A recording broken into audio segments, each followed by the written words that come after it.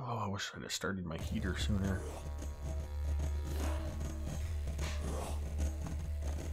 I wasn't entirely sure if I was going to drink tonight, but the more Jay kept talking about Nigel, yes. the more Jay kept talking about Nigel, I thought, you know what? I think I better. It has been a day. Grab an adult beverage, Yeah, mate, and hold on. Good point, Megan. Wow, make it sound like I have a problem.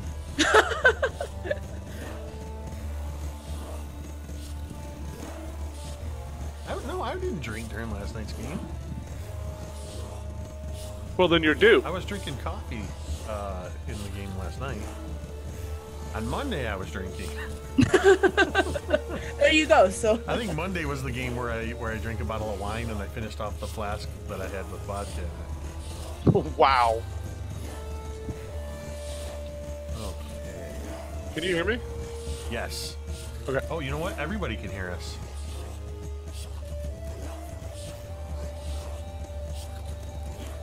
Yeah, so if you're waiting in the stream, yes, you heard me talking about drinking on the stream. Kids, don't drink if you're under 21, and adults, drink responsibly.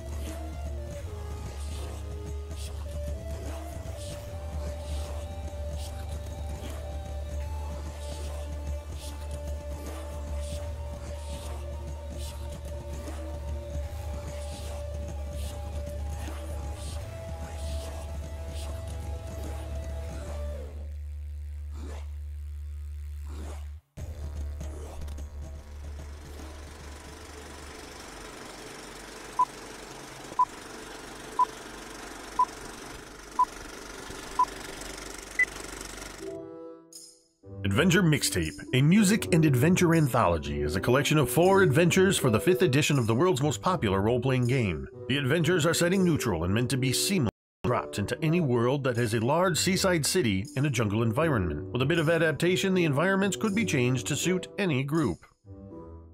In Treaty of the Tiger King by Kelsey Dion of the Arcane Library, a distant king arrives at the city to negotiate the peaceful end of a war, but the mercenary guild has other insidious plans for him. Will the players be able to thwart assassination attempts against King Rami and help him negotiate circles of social intrigue in order to finally end the war?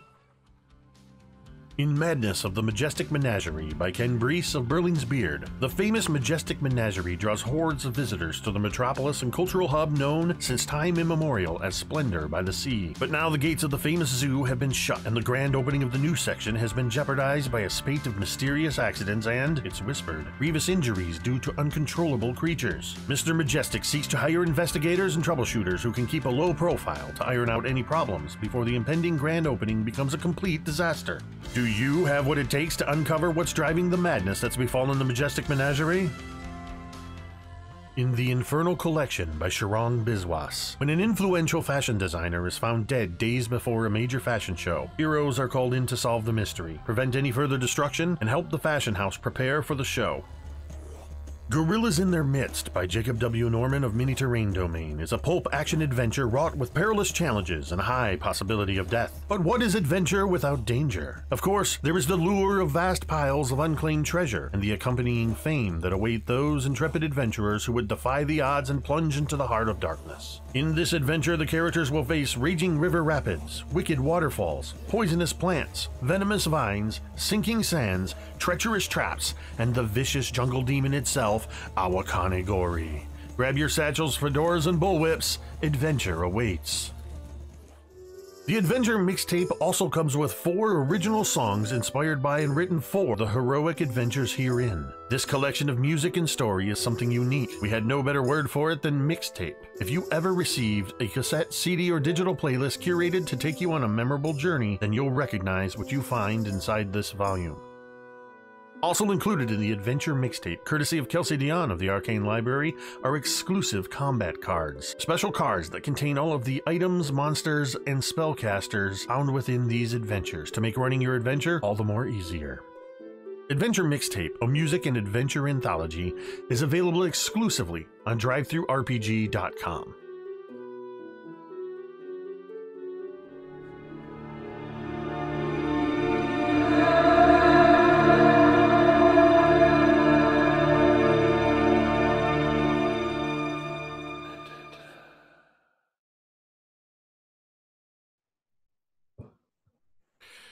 Hey internets, it's Jake, and this is not the Sunless Citadel. Once again, we are thwarted in our attempts to run a Sunless Citadel game, but we knew this was coming because we're down a DM Scotty, who is elsewhere.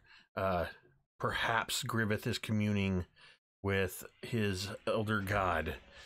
At any rate, Sunless Citadel will return 2 weeks from tonight, because next week is American Thanksgiving. So in the meantime, we are going to be playing Gorillas in Their Midst, an adventure that I wrote for the Adventure Mixtape, the promo that you just saw. And if you look in the chat, you will see a link that is a direct link to the Adventure Mixtape music and adventure anthology on DriveThruRPG, where you can pick up your very own copy. I'm very excited to kill these 4 players tonight with the perilous adventures that await them. This is a pulp action adventure in the style of Indiana Jones and pulp radio and television and movies. So everybody has brought some very fun characters to the table. I am actually going to be running this adventure pretty much straight out of the module as I wrote it. So you kind of get a very good preview of what you can find in the Adventure Mixtape with this particular adventure. We are going to go around the horn and have everybody introduce themselves and introduce your character. Tell us who you are playing tonight and a little bit about them. We are going to start with our guest tonight, Jay, returning to the channel. Hello, Jay here, Jason T D&D DM on Twitter. Tonight I will be playing one Nigel Longfellow, world famous adventurer extraordinaire. Just along for the ride, hopefully lend some of my expertise and help these wondrous other adventures aspire to be as great as me. Next up is Megan. Hi, I'm Megan. I am one half of the channel Dice on Ice, and tonight I'm going to be playing Wisconsin Whiskey Smith, a archaeologist and a professor in his spare time. He is very excited to see what wondrous treasures await in these jungles. Excellent. Next up, and full disclosure, one of the original playtesters of Gorillas in Their Midst. So Jeremy has a sense of what is contained herein, but I trust Jeremy's sensibilities as a gamer, both DM and player, to not metagame. But he has no idea what I've changed either. And it's been, what, 2.5 years since we played? Yeah, that sounds about right. I know nothing. So anyway, take it away, Jeremy. Yes, everybody. I am Jeremy. I have the YouTube channel, the Erasmus Expeditions, where I have live plays, crafting videos, where I talk about gaming and such. We just played session 3 of our Highlander tournament last night, and it was fantastic. And then I had an interview Friday that I did with Matt Click for a brand new series on the channel called Help Action, and that went really, really well. I'm also 1/3 of the Dudes of Yore podcast, which can also be found on YouTube with my buddies Jeff Doty and Chad Nick. So yeah, tonight I'm going to be playing Diane Fossey, and I'm sorry, no, that's not who I'm playing at all. I am actually playing Halion of Darhul. He is a dragonborn hexblade warlock who has deep ties with the shadows. And finally, it's V. Hello, I am V. I have the YouTube channel, The Crafting Muse, where I will show you how to make terrain and scatter, paint minis and game accessories, all that sort of fun stuff. You can find me on Twitter, on Facebook, on Instagram, and obviously YouTube, as I just said. Tonight I am playing Nightshade. They are a Drow Ranger, and they are pretty nondescript because they're constantly wearing a cloak with a hood that's pulled up over. So really all you're going to see are like basically the eyes. They're very taciturn. They don't like to talk much. They just want to get the job done. Pretty much who they are. Fantastic. So it looks like Gamers Theater was the first one to answer my call in the chat to roll a d4, which means you all get 2 domain gorillas, our domain dice for the night. Just a reminder that 500 bits or $5 donation, either through the 500 bits is on Twitch exclusively, but $5 can be donated through the donation button on Twitch below the video or in YouTube Super Chat. Each $5 or subscription, renewal, raid, etc. will also earn the player's domain dice that they can then use to re-roll D20 roll, or to force me to re-roll a D20 roll. So, just quick reminder, in case anybody questions, we've got a house rule that critical hits are maximum maximum damage, then roll the dice one more time. Even if you're a rogue and you have sneak attack, max damage, then roll all of those dice one more time. Critical fails will either be no negative effect, or narratively, if it makes sense, it may open you up to a opportunity attack. Drinking potions can be done as a bonus action. And that's pretty much it. Other things we'll deal with on the fly. So, if the players have no further questions, we are going to light this candle. I don't hear any more questions, so let's do this. The village of Shanshe Konga has long lived in the shadow of the ruined temple of Eohe Nazar, a dark monument believed to have been built in homage to Awakane Ghori, the jungle demon. Though the ancient cult that built the temple has long since passed into faded memory, the villagers still pay regular tributes to keep the evil spirits at bay. Nobody has seen nor heard from anyone from the village in over a month, and rumors from the villages say that Shanshe Konga has angered Azuldea, their sky god, who has allowed Awakane Ghori to punish them. No merchants or traders will travel the remote jungle paths to this forsaken region until the threat of demons has been eliminated. But legends tell that the temple of Eohe Nazar is laden with centuries' worth of treasures and artifacts. The lure of untold riches and notoriety just might be worth the risk of a so-called demon. And so, our intrepid adventurers set off on foot along the unnamed jungle paths that lead through remote settlements to the village of Shanshe Konga, at the threshold of Eohe Nazar, to see if there are any truths to these stories and possibly fill their pockets with as much treasure as they can carry.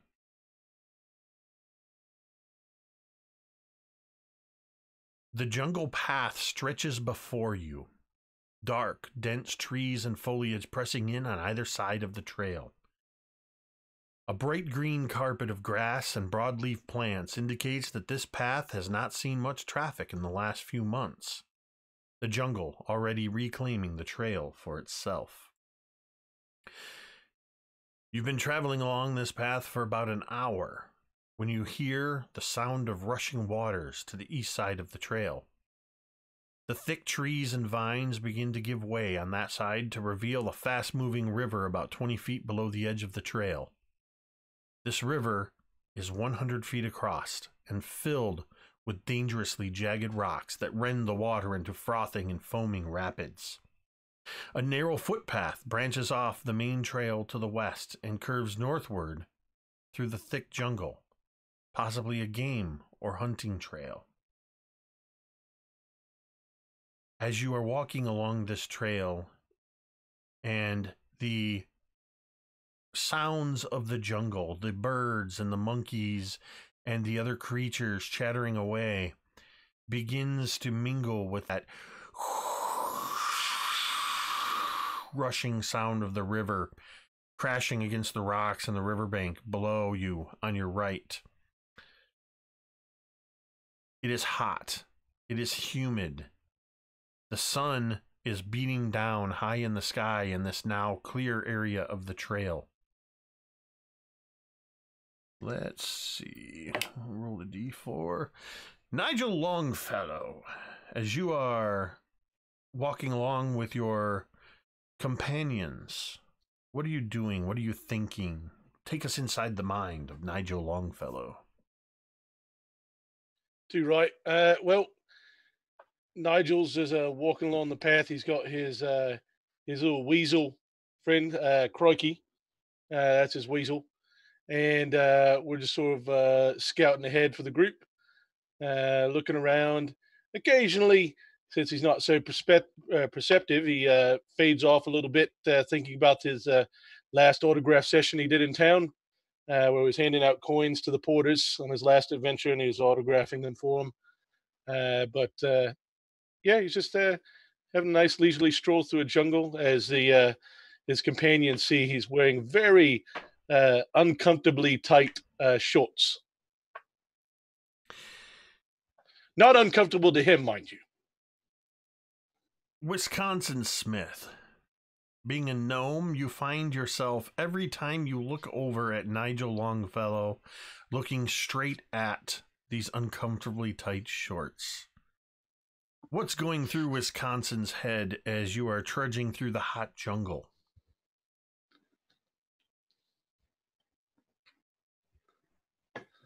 Wisconsin is taking careful steps as to not disturb the foliage too much as he makes his way through.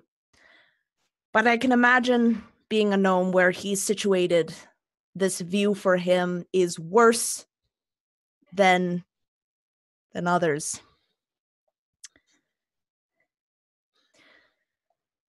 A bit breezy there, isn't it, Nigel?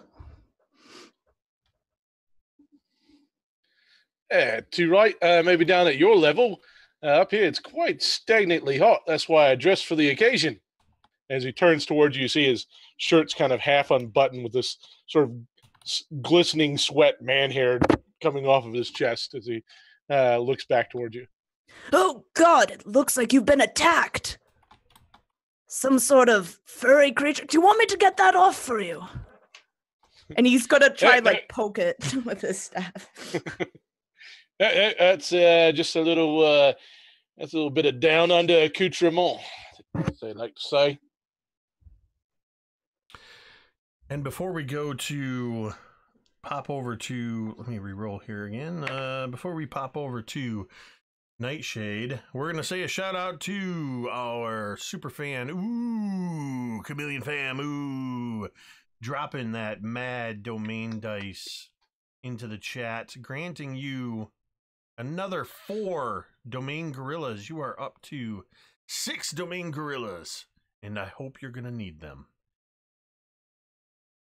Nightshade. The sun is beating down from above as you walk along with these companions. What are you thinking? I'm thinking that it's a good thing that I've become acclimated to the sun and that this doesn't really bother me too much, though. Sadly, night vision is as good as I heard it could be, but having not really been raised with other drows, I don't really know the difference. It doesn't bother me that much. I'm just kind of looking around, taking it all in. I'm just here to see what I can do and move on with life is essentially my goal. So I did take note of our little friend over there and do appreciate the creature reference. That was witty. And finally, trudging along with all of you is Halion of Darhul. Halion is a black dragonborn, and most of the clothing he wears is of darker gray colors. Not a lot of actual color to be found. And he's a fairly quiet and sullen individual. His past is somewhat tragic, but he doesn't like to talk about it overly much. He's somewhat haunted by whatever it is that happened to him, and it tends to affect his mood quite often. Something I forgot to get from you all that I'll need real quick is your passive perception scores. So let's go with Nigel. What's your passive? You're muted. It'll be a 12. All right, Nightshade. 14. Whiskey. 14. And Halion. 11. Perhaps because you are irritated, Halion, by whatever this is that's getting under your skin, you don't really notice anything out of the ordinary. But the other 3 of you, as you're walking along, you begin to feel a vibration in the soles of your feet. Nightshade and Whiskey, you both can also hear a sound from ahead of you in the trail. Somewhere at an undeterminate distance, you can just hear this sort of rumbling sound, really. You really can't put any kind of trace to it. The vibration that you're feeling on the ground comes faster, and you begin to hear the sound approaching. This,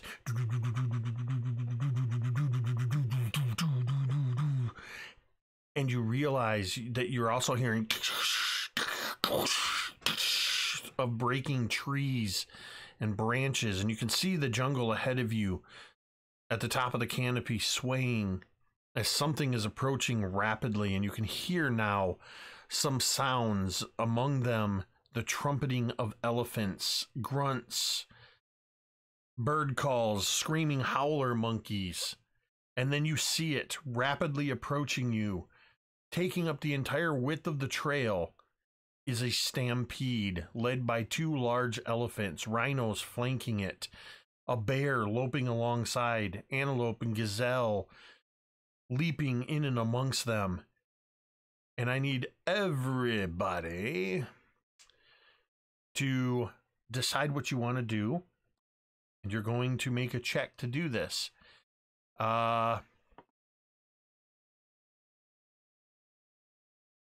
you are going to be making, Halion, your checks at disadvantage because you did not get the early warning.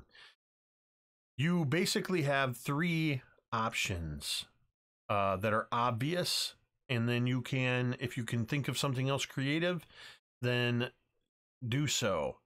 You have the trees on the west side of the path that you can attempt to climb.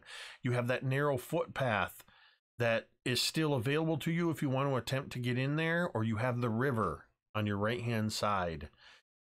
Nigel. No, actually, sorry. We're going to go to Nightshade with the better of the perceptions. What are you going to do, Nightshade, as the stampede is bearing down on you and you have mere seconds to make a decision? I'm going to quickly take one of my short swords and stab it into one of the trees and swing myself up to stand on top of it. All right, I need you to make a athletics or acrobatics check to do so. Okay. By the way, you're considering jungle forest? What? Oh, you mean in terms of favored terrain? Yep. Yeah. Okay. Okay, so what was acrobatics or what? Acrobatics or strength, your choice. Acrobatics or strength. So I got a 9. All right. I will tell you your results because this is all happening simultaneously. So we're going to see what everybody does. Next is Wisconsin Smith. What are you going to do? Stampede is bearing down. Oh dear, everyone get out of the way. And he's going to try and lunge into the foliage. Into the... Just the side. The trees are too thick to get into.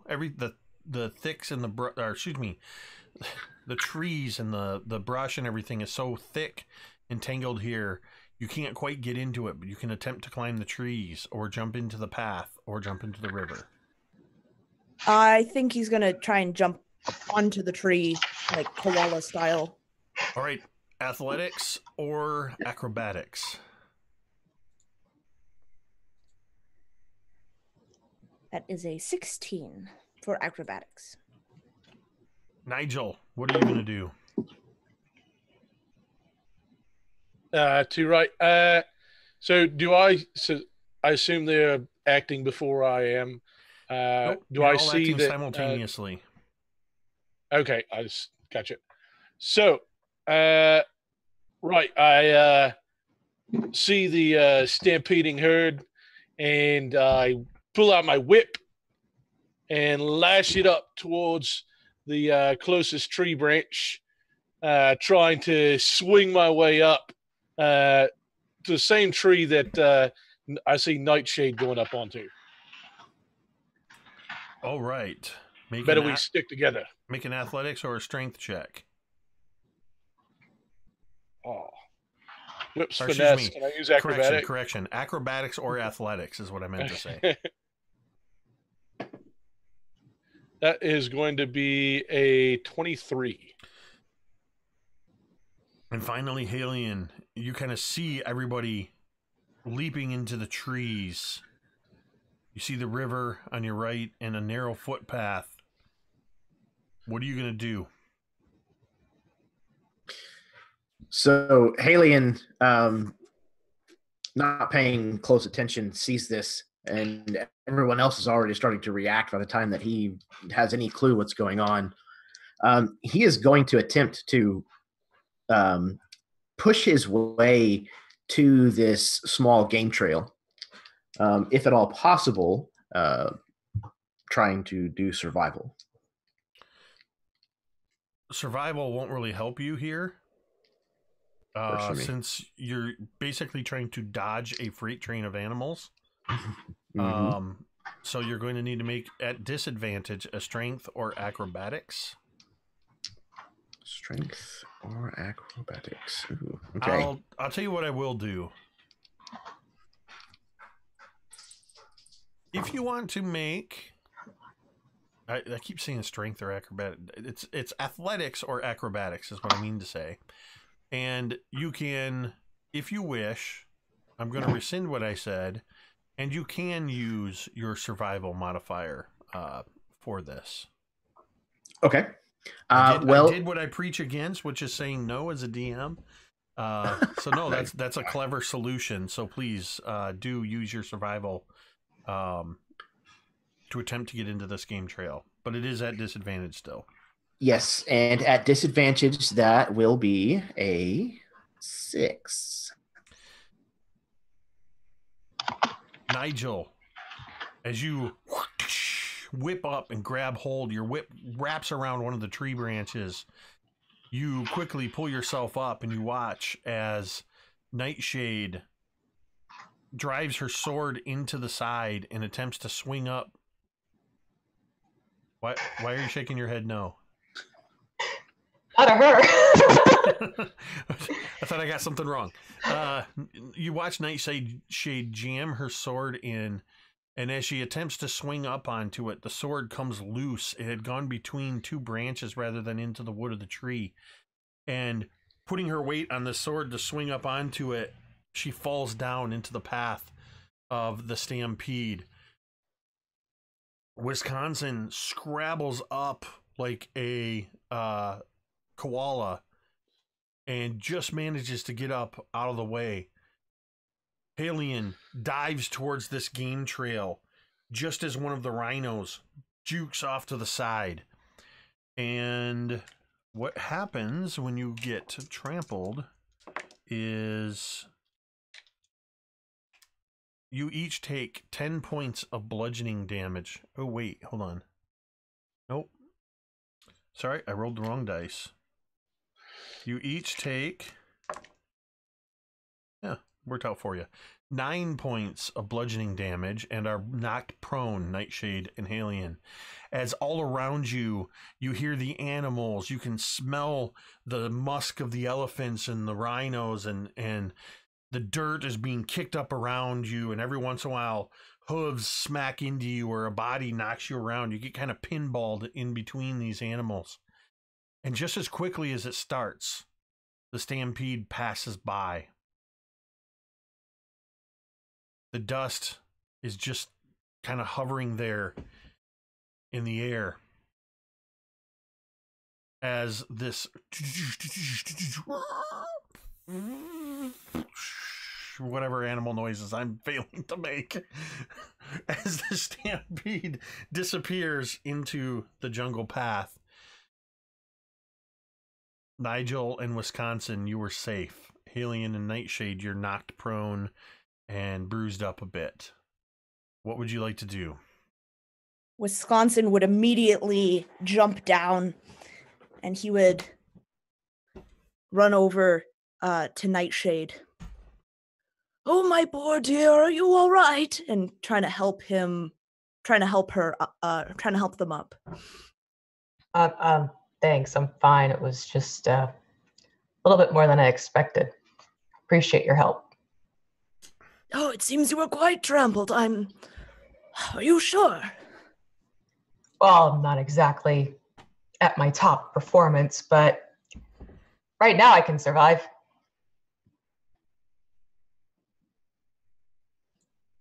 What about you, Alien? Are you well? You look over to where Halion is lying in the path, and you notice, and it may be the first time that Wisconsin's noticed this, but Halion's left leg is missing. He kind of rolls over. He kind of quickly realizes that like his pant leg is pulled up, and he kind of pulls it back down. And as he does so, you see a little bit of shadow from the nearby plants and stuff kind of creep along the ground and form a dragon claw foot where his left foot should be. Yes, I am quite all right. He kind of starts to help himself up.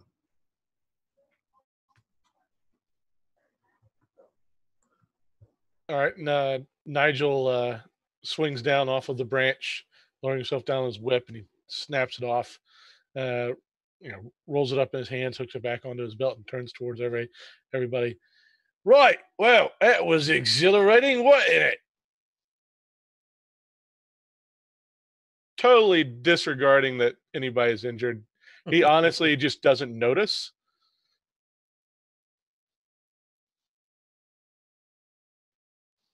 So will you, now that you've kind of picked yourself up and dusted you off, are you all ready to continue down the path?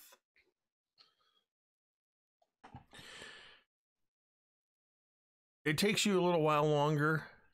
All along the way, along this path, you see broken trees, the occasional dead animal that got trampled, small deer, elk, beavers, a couple dead, or a dead toucan, things that just got caught up in the fray.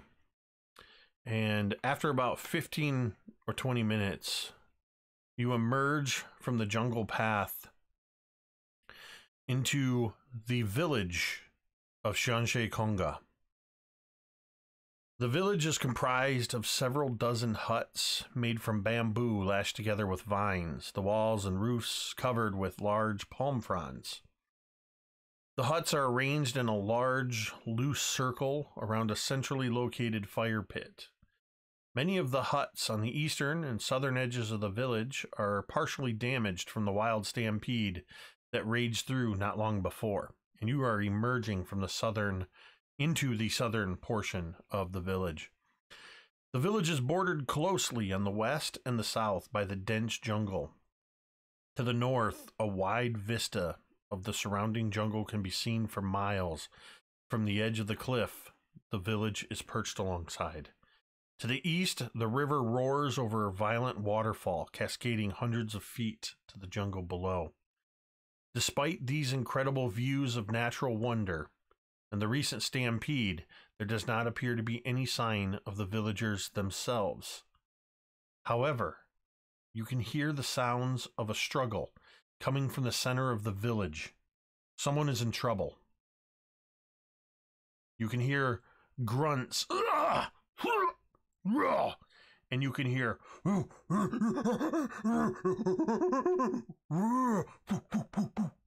you can hear the sounds of, and kind of feel it a little bit, the sound of a heavy body hitting the ground, and dust is being kicked up in the center of the village. What would you like to do?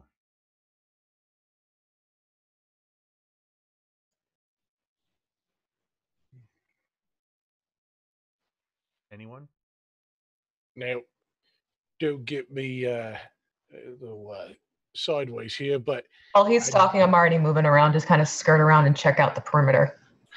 I do believe that what we're hearing is some type of ancient gorilla mating ritual.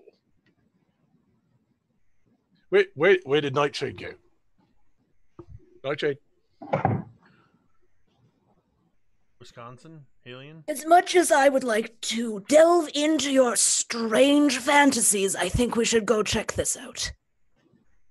And Whiskey would go kind of in the opposite direction of Nightshade, also kind of skirting around. And Halion kind of moves after Wisconsin, just kind of looking at Nigel, and you see his eyes kind of drift down towards the teeny tiny shorts. And he just shakes his head and walks off after Whiskey.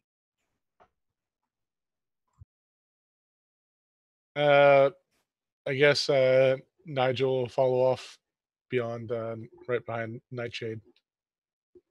All right. Nightshade. Give me... Actually, I don't think you wouldn't really need any kind of perception check or anything as you guys move around. You kind of maneuver. Nightshade, you're moving along the rubble of some of these destroyed huts.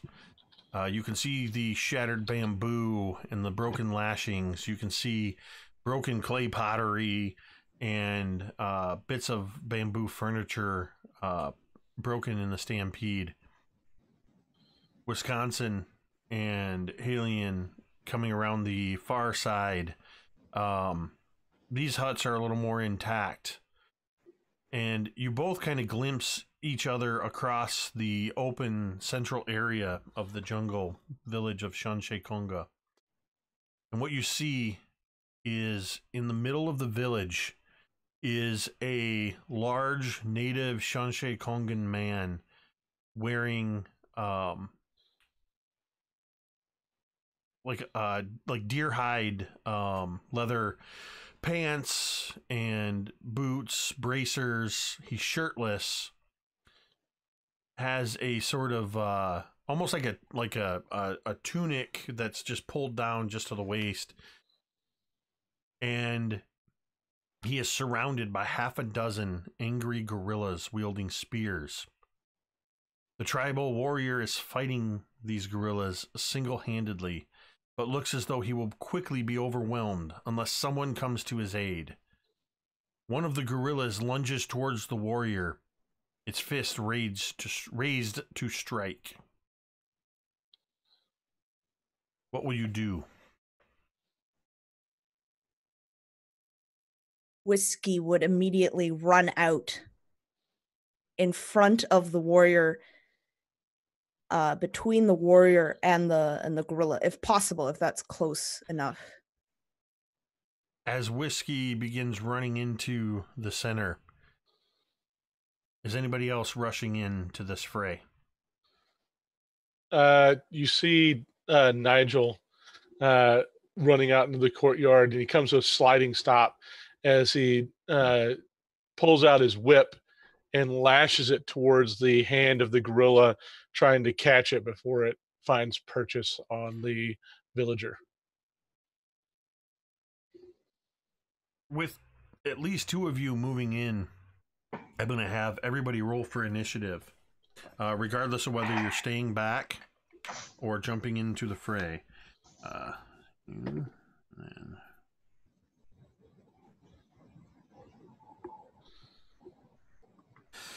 All right, so, ooh, so that is, what's his tips?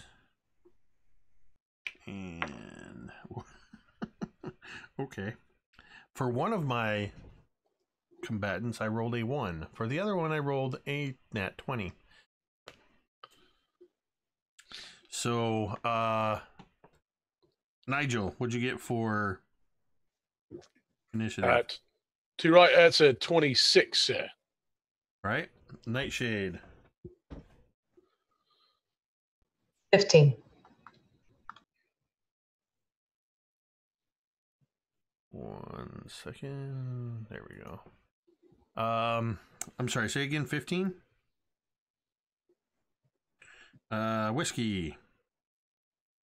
19. Alien. 9.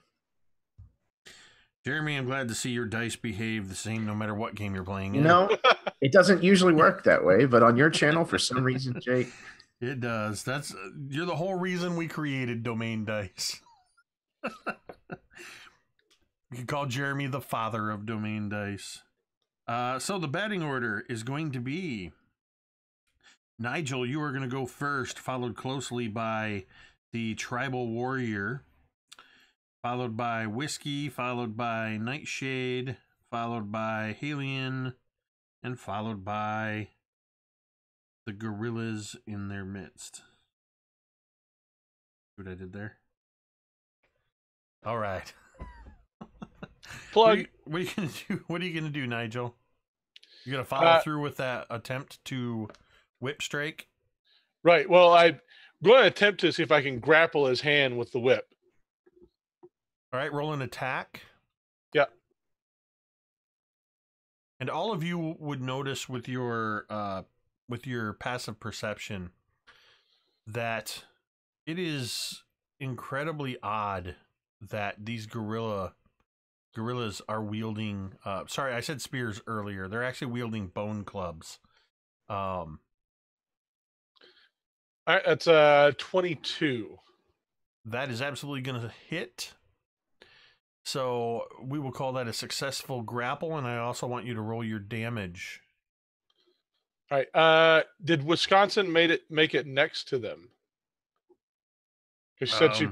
Wisconsin goes in to Wisconsin isn't next, so Wisconsin didn't make it. You guys were kind of all initiating your active movement was the initiative. Gotcha. Okay. All right, so I'm going to use the remainder of my movement to close. Right. And let's see, damage with the whip.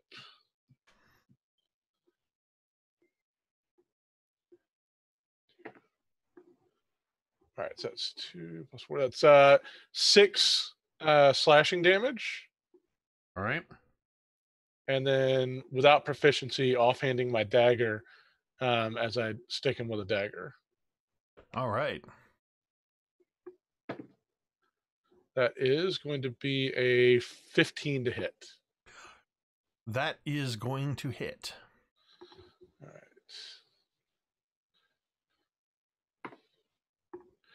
right. So that is going to be 5. Yeah, 5 piercing damage. And then I'm going to move away. You disengaging? No, I'm swashbuckling. Ah. Swashbuckler rogue. Swashbuckling lets you move away without a problem. Excellent. The chieftain, as you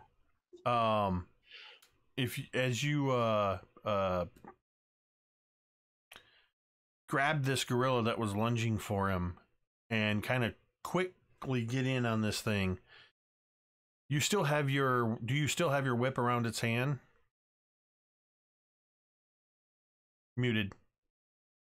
Must be that spot, because Scotty always does that right there too. So when I closed, I wrapped the whip around my body, sort of pirouetting towards the creature, and then lunged in with my dagger in my offhand. All right. It was very graceful. Trust me, Nigel's amazing. And the chieftain is going to follow through, kind of ducking under this gorilla that was coming at him, and he's going to go for the one that's right next to it. He is currently unarmed, and as he lunges in, he doesn't see a third gorilla that he exposes his back to. That was a critical fail. So the chief is going to get an opportunity attack from one of the gorillas, which is going to be, it's going to strike with its bone club at the chief, hitting with a 17. And you hear this sickening thud as the club cracks in across the shoulders of the chieftain, dealing 9 points of bludgeoning damage. And then that's going to take us to Whiskey. Whiskey is going to run towards this. How many gorillas are there? Is there 6? 6. He is going to run towards the closest, and he's going to quickly stop, and he takes his staff, or actually he takes something out of his bag, a piece of paper, and he's going to quickly sit and start scribbling on this in this book that he has, this little journal. And immediately you see this huge tiger come crawling out of his book. As he's drawing and scribbling, it kind of squeezes through the pages, coming larger and larger. And it's going to go towards one of these gorillas with this huge roar. All right. So, first of all, what the hell did you just do? Because it was awesome. I cast a Phantasmal Force. Wow. So it's this it's just like this illusion that a creature that I picked they can attack it. So Excellent. yeah. Nightshade, you are up. I'm gonna run in towards where all the gorillas are, and they're close together, right? Relatively, yes. They have a And group yes, that's about like a couple within 5 feet of each other. absolutely. Cool. I'm gonna go after one, then the other one, then back to the one. All right. All right. First roll is a 15. Oh, hold on. No, it's gonna be a 21 That's a hit. and 8 points damage. Second one is gonna be 9. That's probably a miss. That is a miss. And then, so the second one's going unscathed. I'm going to turn back around to the one I initially hit, and they're going to take 18. Is that a hit? That's a hit. So then that's going to be 7 points damage. So first one gets the 8 and 7. All right. And chat, keeping me honest, Megan, take a point of inspiration for the journal casting of the spell. As Nightshade just suddenly moves in, flowing amongst the gorillas, striking twice. Alien, you're up. Alien reaches behind him, kind of between where he's standing and there's a nearby tree, and he draws out from his own shadow this kind of thread of just black, inky smoke. And he starts tracing in the air in front of himself, making kind of a sigil that kind of hangs there in the air. And then he leans forward and breathes from his mouth. And as he does so, this, like an invisible needle, pierces the center of this symbol, and the whole thing rushes forward to enshroud one of the heads of a nearby gorilla as I use the Hexblade's Curse. All right. As a bonus action. And he immediately then follows it up by reaching into the shadow with his other hand and doing a dissimilar kind of gesture, and then shooting forth an Eldritch Blast. All right. Okay. I love you, Chameleon fan. I'm going to use a Domain Gorilla. Whoa, wait. Hold on. Oh no. No, you're fine. I had one. Thanks. I had the. You guys went from 6 to 4. I had one misplaced. All right. I would say ruggedly handsome, but I'll take fine. So yeah. So what's the new roll? That's a glorious 10 to hit. That is not enough, as the gorilla seems to anticipate after the hex hits it. It whips around and it deliberately moves its head around to dodge around the blast. And that gorilla is going to charge at you, beating its club on the ground as it comes rushing at you. And it is going to... The first attack that it makes, it... wait, that is the wrong stat block. There we go. Or rather, the only attack it makes is with its weapon. That is a 14 to hit. Yes, that will hit. It brings this bone club down on you for max damage of 12 points of bludgeoning damage as you get cracked upside the head with this. And then one of the gorillas is going to attack the chief. And he is attacking twice using just his fist. And the first one is a 24 to hit, and the second one misses. The chief takes another 6 points. The chief gets clocked again by one of these gorillas, and then each of you are going to get attacked by a gorilla. And the first one, Nigel, because you only have one of its wrists, it's only going to get one of its 2 attacks on you. Does a 16 hit you? Just. Wisconsin, another one comes in for you. That is an 18 on the die, so that's a 24 to hit. Nightshade, an 18 on the die, so 24 to hit. And the one that comes at you, Halion, misses its first attack. Halion's second attack on you is a crit. Second attack on Nightshade is a 21. Reroll that. All right. Second attack on you is a 21, Nightshade. And what is your AC, Wisconsin? 13. The second strike from the gorilla that hit you just misses. So we're going to re-roll the crit spinning a domain die, but I think a 19 is still going to hit you. But it's not a crit. It will. So yes. you get hit once, Halion. Once, Wisconsin. I should have done damage at the same time. All right, hold on.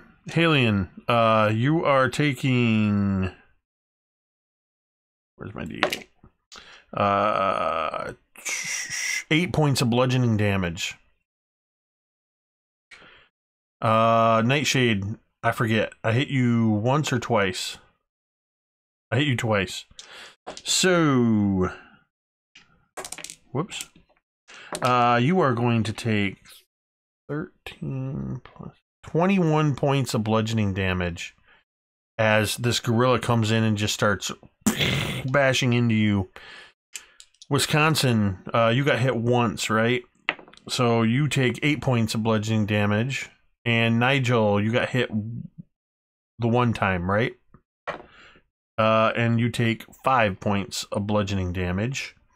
And with that, it is back to the top of the order, and it is your turn, Nigel. Right. So, another glorious thing of being a swashbuckling rogue is the fact that I can sneak attack a creature if it's the only one adjacent to me. So, am I the only one adjacent to this silly monkey? Utonga is on the other side of it. Utonga being the chief, who you now know his name is Utonga. The village chief melee. Is on the other side. So he's in melee, which will still give me sneak attack. Yes. Right. So I pull out my rapier, and I'm going to stick the gorilla right in his eyeball. This is the one you have grappled with the whip? Yes. Roll it. That is a 18 to hit. Absolutely a hit.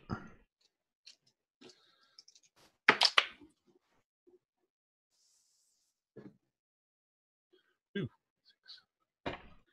That is 20 damage. You pierce through this thing's eye. And as you pull your rapier out, it drops dead. I look over towards Nightshade and get up, mate. I know you got it in you. Look at what Nigel Longfellow just took out on this little beastie. You can do the same too. And I give Nightshade inspiration 1d6. Excellent. The chief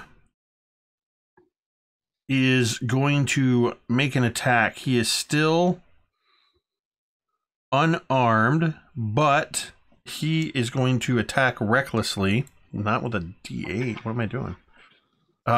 He's going to attack recklessly the gorilla that is in front of him, which gives him advantage, which is good because the second one was a crit. So he comes flying in, dealing You watch as the chief comes in.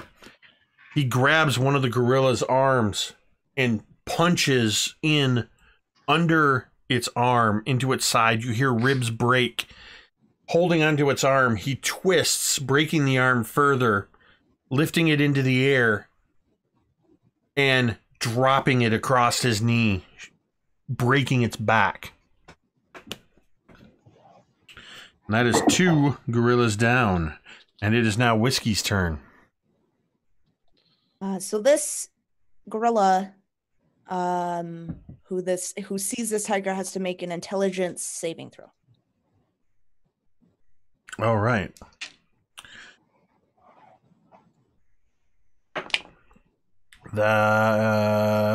What's your DC on that? 13. The 15 on a die. That is a 16 total. As it sees through your ruse. The And tiger immediately. You can actually see, as it looks at it, the way it cocks its head, this gorilla has an intelligence behind its eyes. It's more than just a wild animal. And you'd immediately see this tiger dissolve into wisps of smoke. Oh, well, that's not going to work, now is it? Well, all right, you seem pretty smart for an ape, I suppose. But I don't know how well you know that there's... Oh, crap.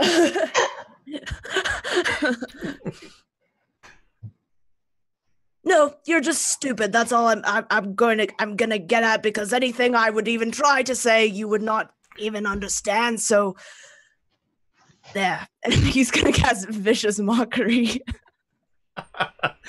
So that's a wisdom save. That was good. Nigel's just like, too right.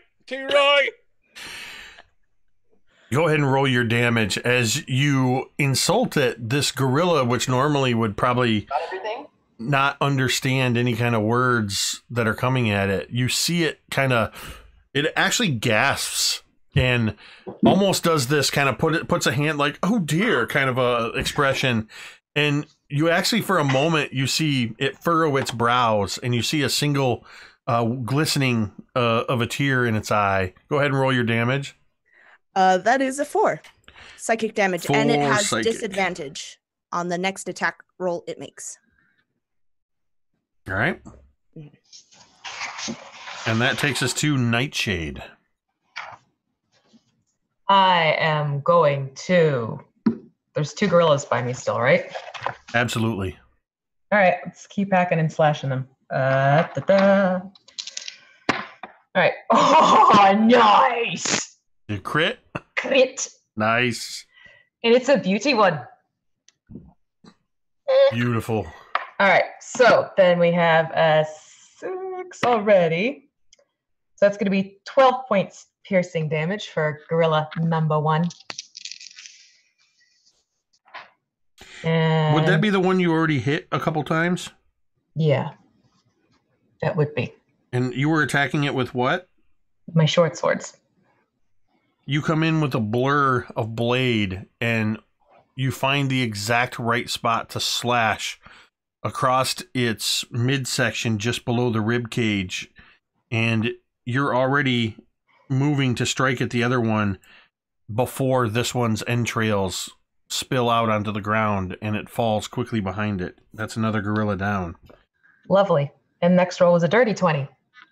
Which is enough to hit. Okay, and that is 5 points piercing.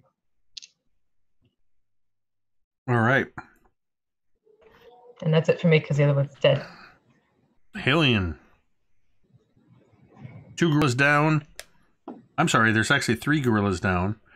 And 3 that are up, one of which has your Hexblade's curse upon it.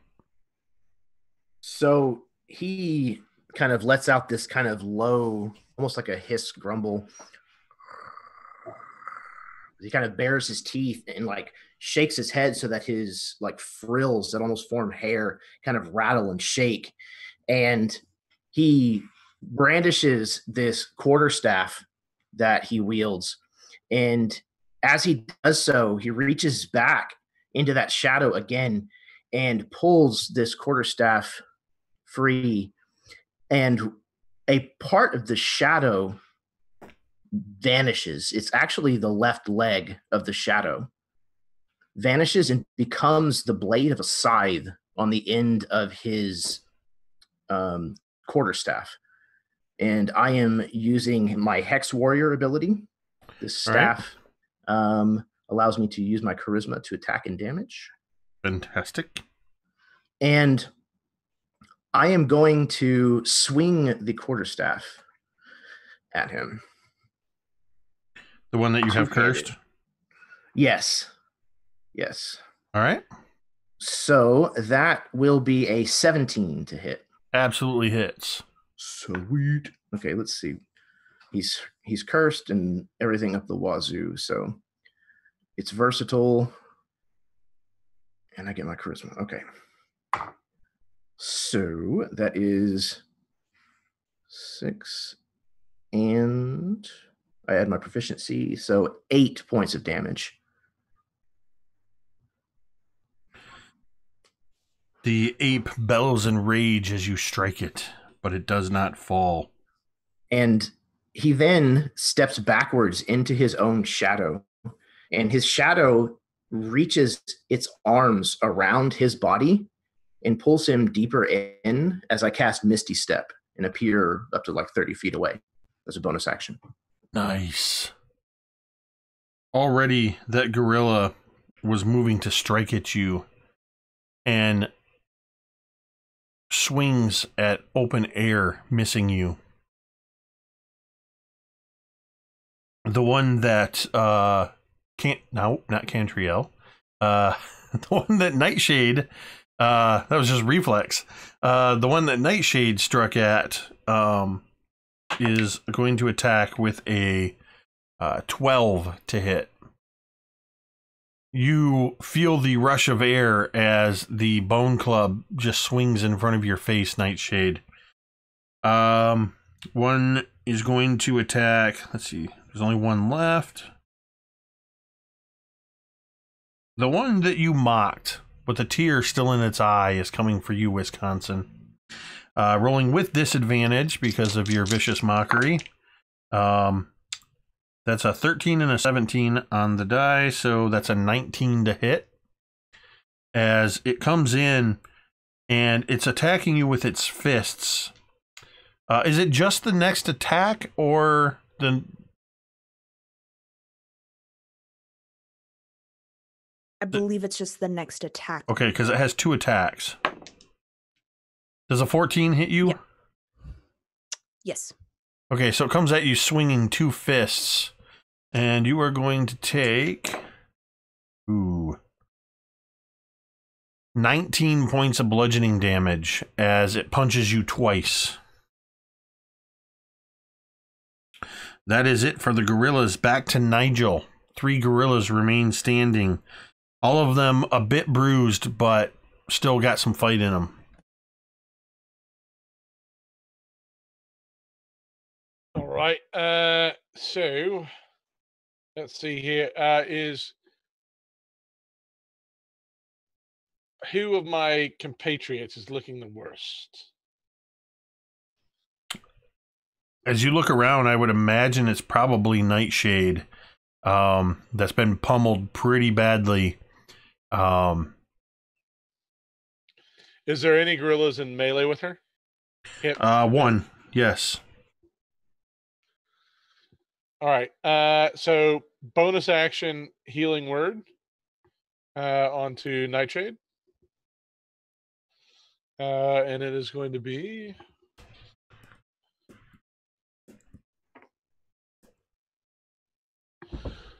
heal for 6. All right. And then I'm going to close onto the gorilla that's attacking them. And it's rapier time. All right.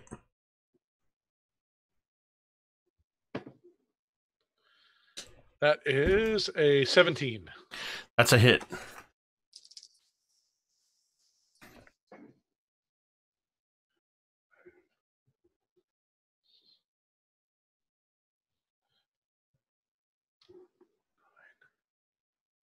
That's for 15 damage. You stick another ape with your rapier, and possibly proving there's some truth to your tales of your greatness, as you fell another gorilla.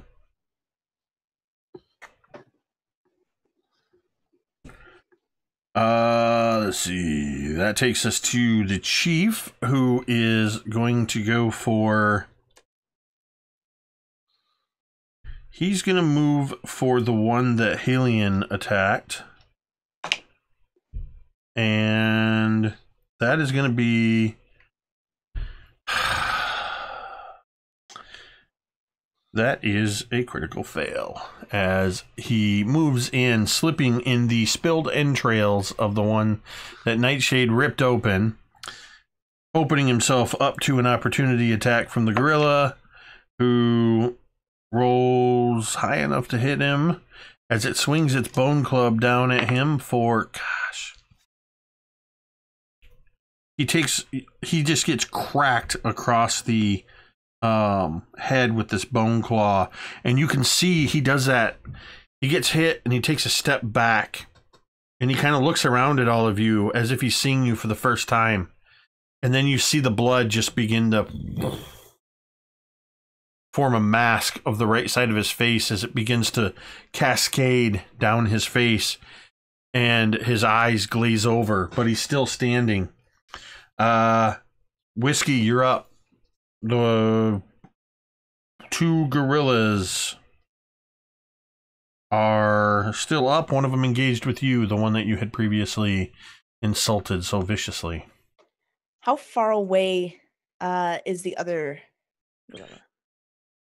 We'll say it's within about 15 feet. Whiskey is breathing hard. He has multiple gashes and bruises already forming on his skin, and he's leaning much more heavily on his staff. All right. It's time for you to end this now. And he is going to take a bit of this, the mud and the dirt from the ground, and he's going to rub it in his hands. And for some reason, his hands begin to glow with this mud on it. And you can actually see the mud, the large pieces kind of forming together to form kind of a sand or a silt. And he throws it up in the air, and he is going to cast sleep. Nice. All right, roll the dice. All right. I've never cast sleep before. I'm very excited. What level did you cast it at? I think I'm gonna cast it at 2nd level. Which is how many it's D8, isn't it? Yes. So that's gonna be 78. All right. So that is going to be 31.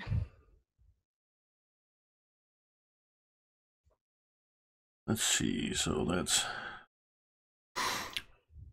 You cast the spell, and this sand goes up into the air, and as it comes down across everybody, the gorilla that was in front of you, that already looks like it's readying its fists again, takes a step back and kind of wipes at its face and looks at the sand, confused, looks at you, and you see its eyes roll back in its head as it drops to its knees and then falls to the ground.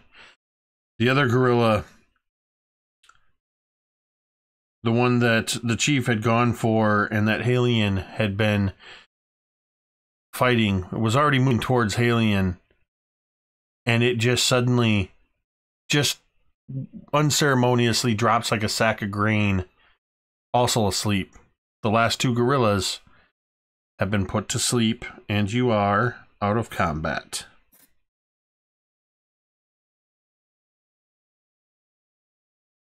As the literal dust settles in this case, and these gorillas drop to the ground, the chieftain, some of the sand got on him, and it's kind of peppered into the blood running down his face. And for a moment, he kind of wipes at his eyes, and his eyes blink like they're heavy. But he manages to retain consciousness. But whether from the head wound or your sleep spell almost got him too, you're not sure. But he kind of staggers backwards and slumps down next to the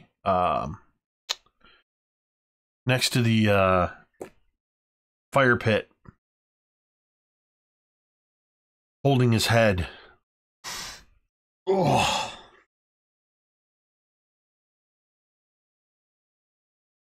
Azul-Dea, be praised for sending you to my aid.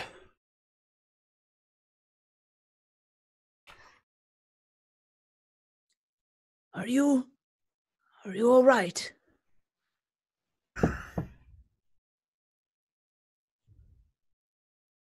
He looks at the blood.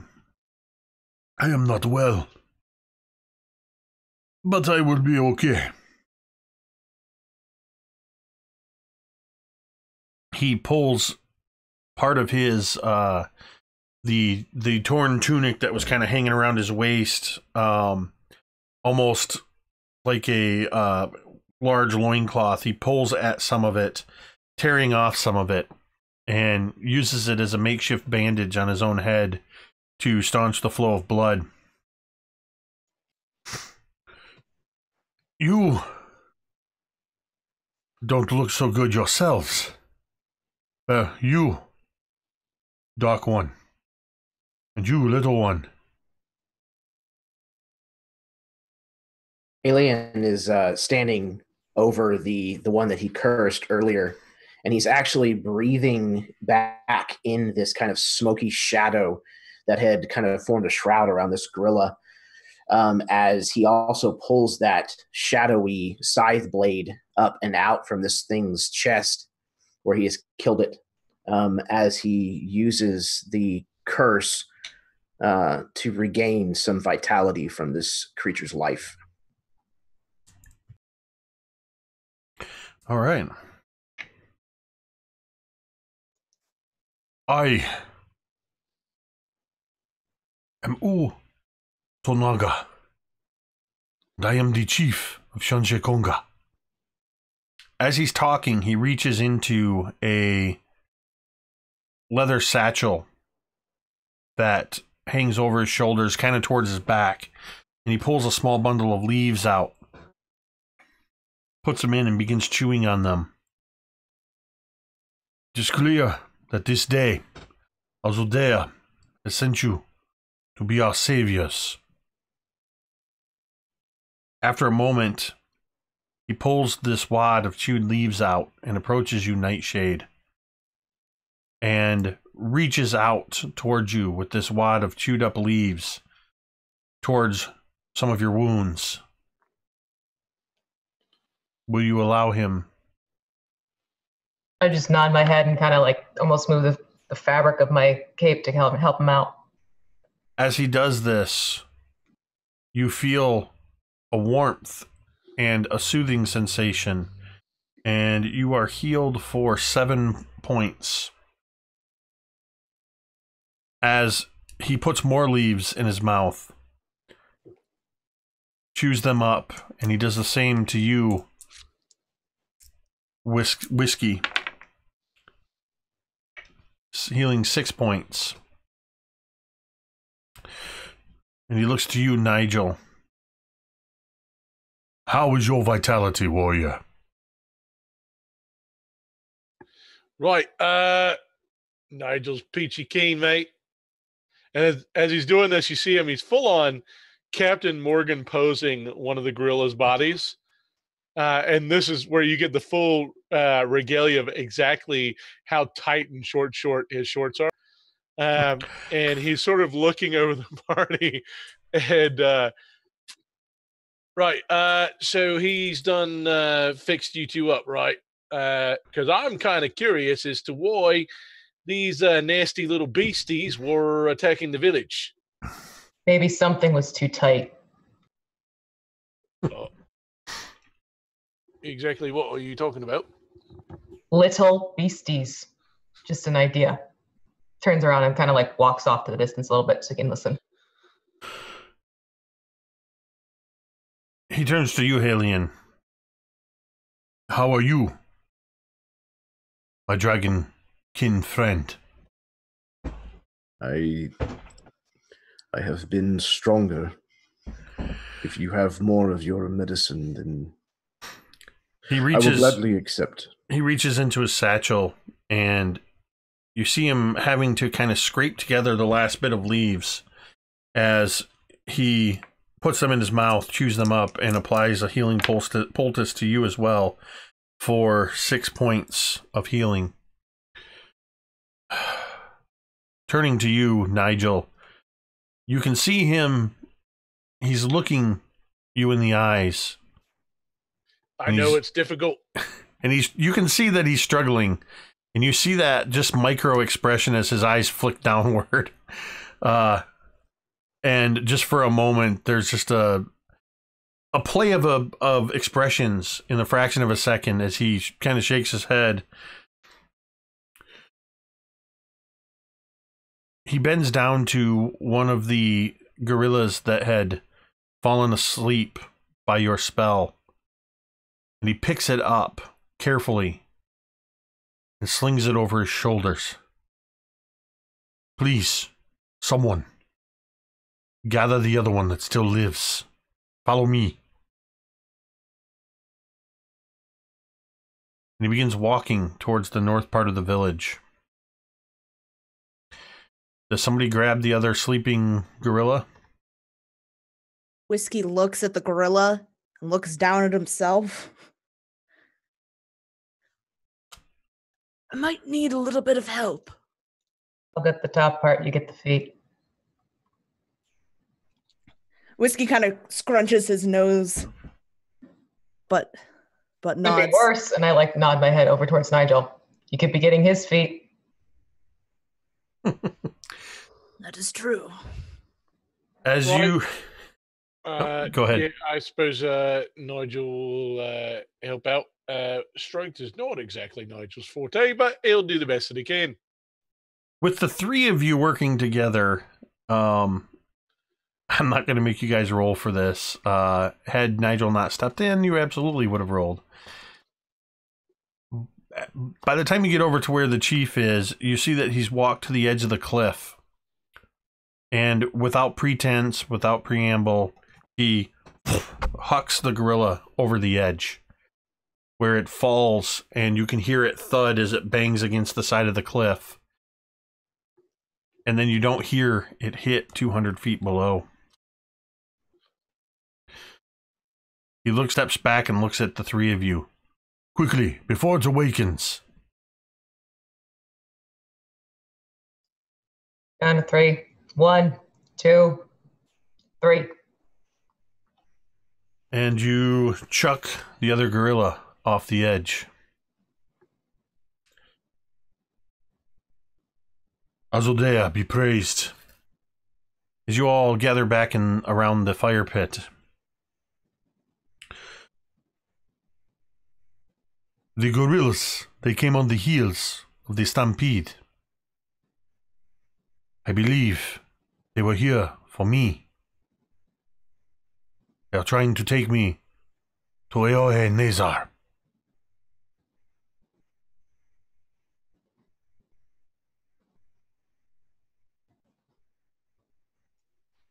Right. Point of question. What exactly is this Ola nasal passage?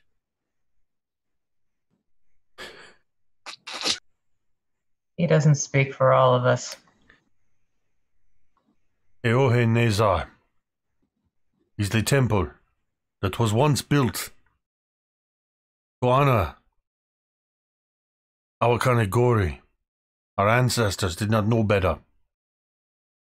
They worshipped this jungle demon, and Azaldea made us pay for our transgressions.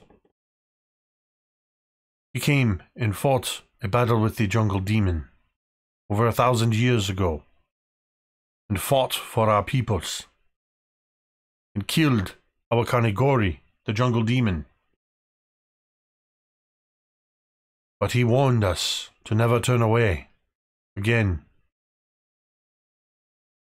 It seems that Awakane Ghori was biding his time all these centuries, and is rising up once again. The jungle demon corrupts the jungle around him, turns the animals to his will, especially the gorillas and the baboons. For months now, they have been kidnapping my villagers until there were none left.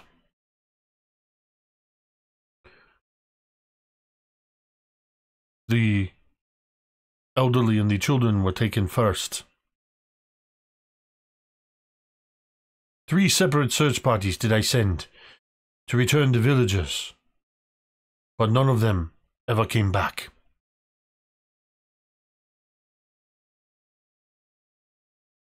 My wife and my son are among those who are missing. But I rejoice, for this day, Azaldea, the sky god, has sent me heroes to conquer Awakane Ghori, and to go where I cannot go. I was led to believe that there is a shadow on this mountain, a shadow deeper than any shadow. Is this your demon? Is it true? Awakane Ghori's shadow spreads throughout these jungles, and if left unchecked, he will rise to his full power, and the shadow will spread throughout the land.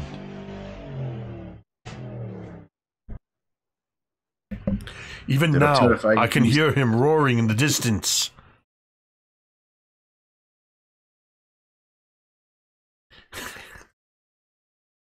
Anyway. Primates of a different kind. Yes. This is where this turns into Mad Max Jungle Fury. Gosh. I cannot go to the temple. I believe Awakane Ghori sent these gorillas, minions of his, to bring me to the temple. I think he means to complete a dark ritual, and he needs me to complete it.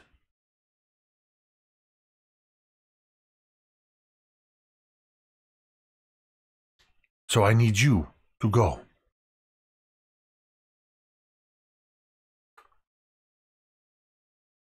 You must not waste any time, but perhaps you can rest here for a little bit and regain your strength.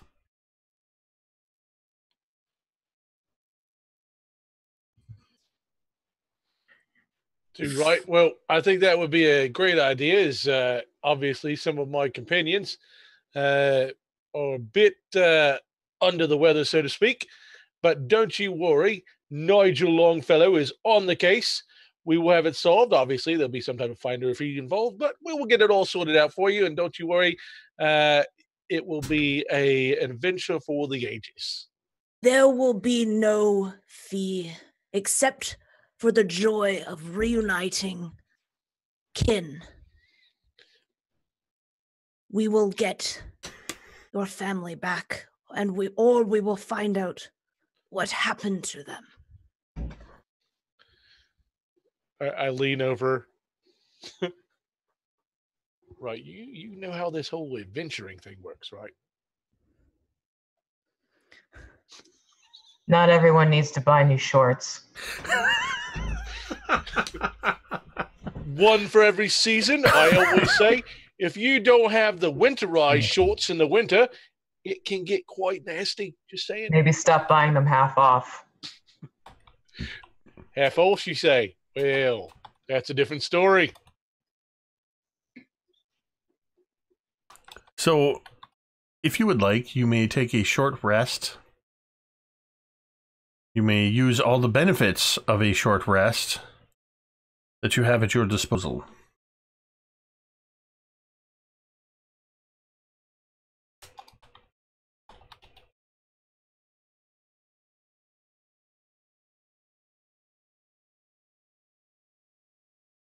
So everybody's rolling up, sounds like, or rather, it doesn't sound like anything. It looks like everybody's rolling up, that needs to, is rolling up some hit dice. We're just checking on something real quick. Whiskey. Chat. Whiskey would have the Song of Rest if Whiskey is a 4th level bard.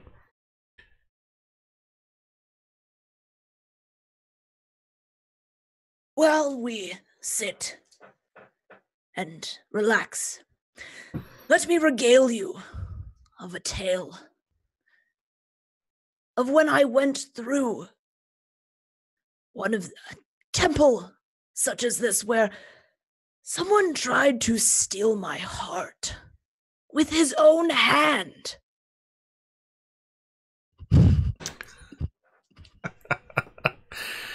Well played. Well played. Oh, Num Shibai, I do think I have been there. Make sure it's walking further away. So, yeah, so... That's my Song of Rest, so... Which is, I believe, a D6? Yes.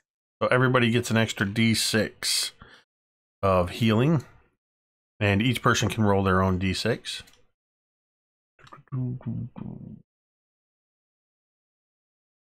While you're resting, Utonaga takes you, Nigel, and he says, "There was another fellow who came through here more than a month ago. He did not survive the jungle. He was," and he kind of looks you up and down, "dressed similarly. And he leads you over to a hut, and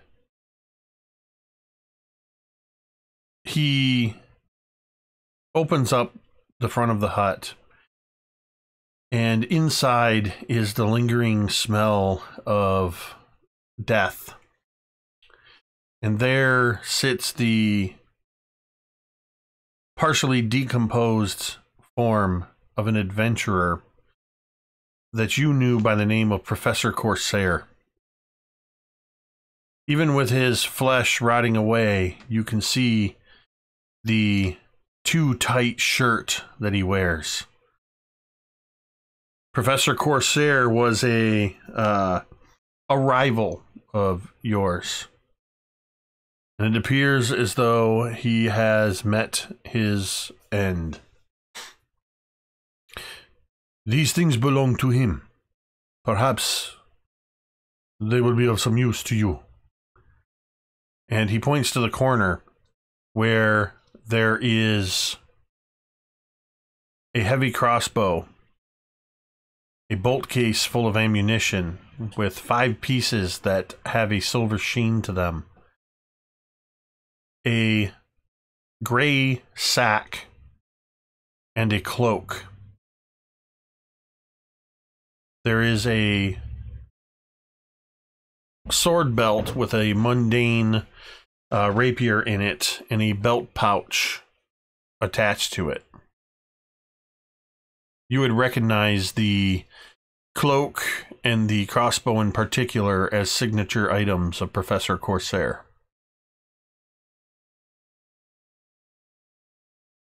Too right. Well, the world knew him as Professor Corsair, but back from our childhood, I just knew him as Indiana. And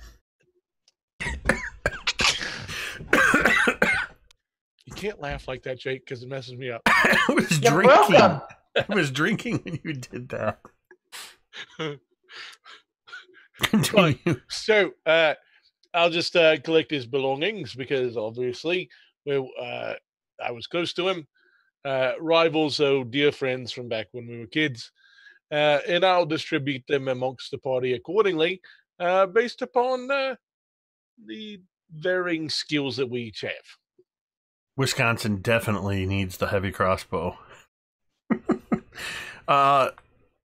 This is pretty much at the beginning of the rest, so for the sake of brevity, and because it's a one-shot, the crossbow is a mundane heavy crossbow with a bolt case of 20 rounds of ammunition, 5 of which are magical +1 bolts.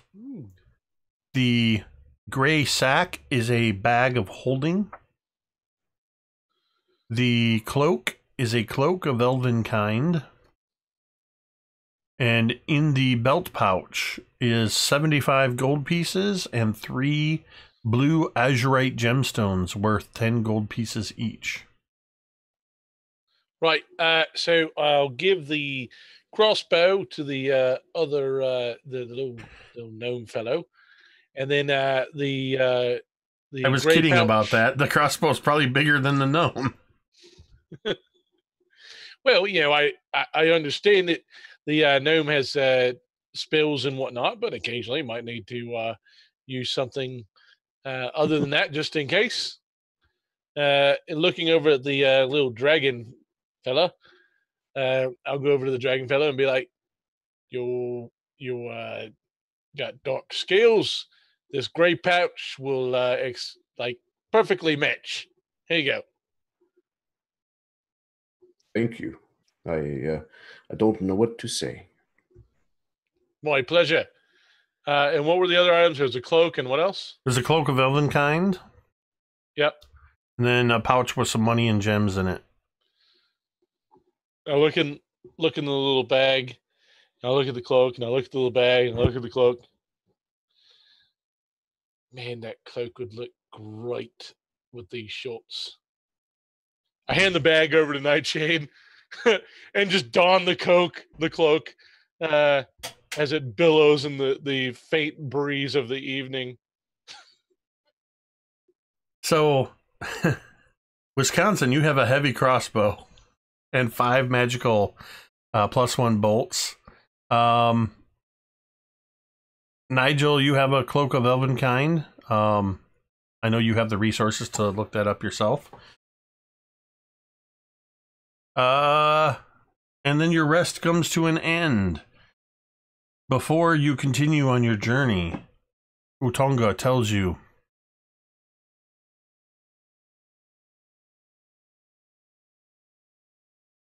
that to get to the Temple of Eohenezar, you must cross the bridge.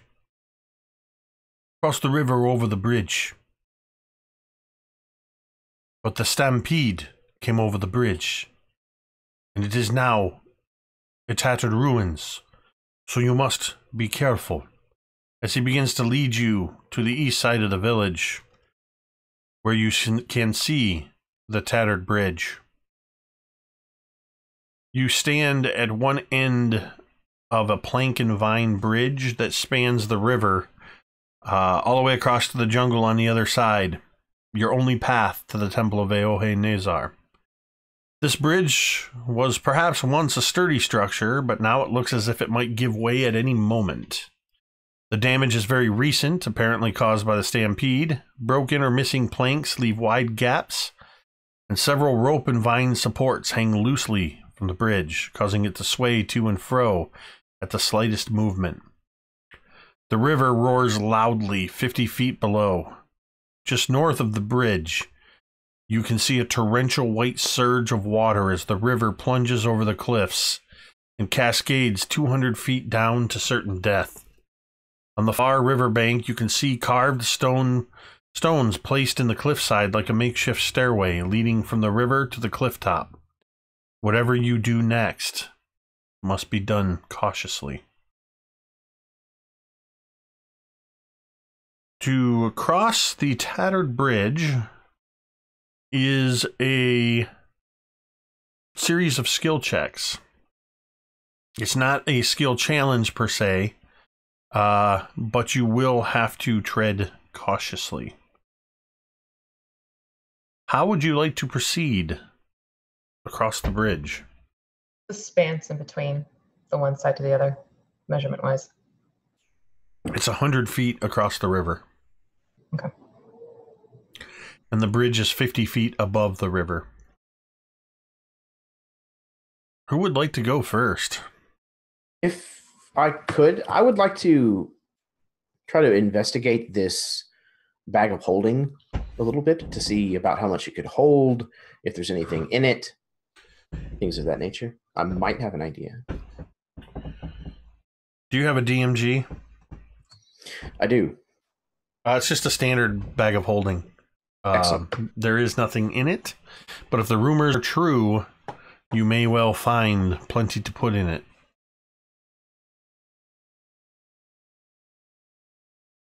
Anyone else? Perhaps I would go first and let maybe secure it a little bit better on the other side with some rope.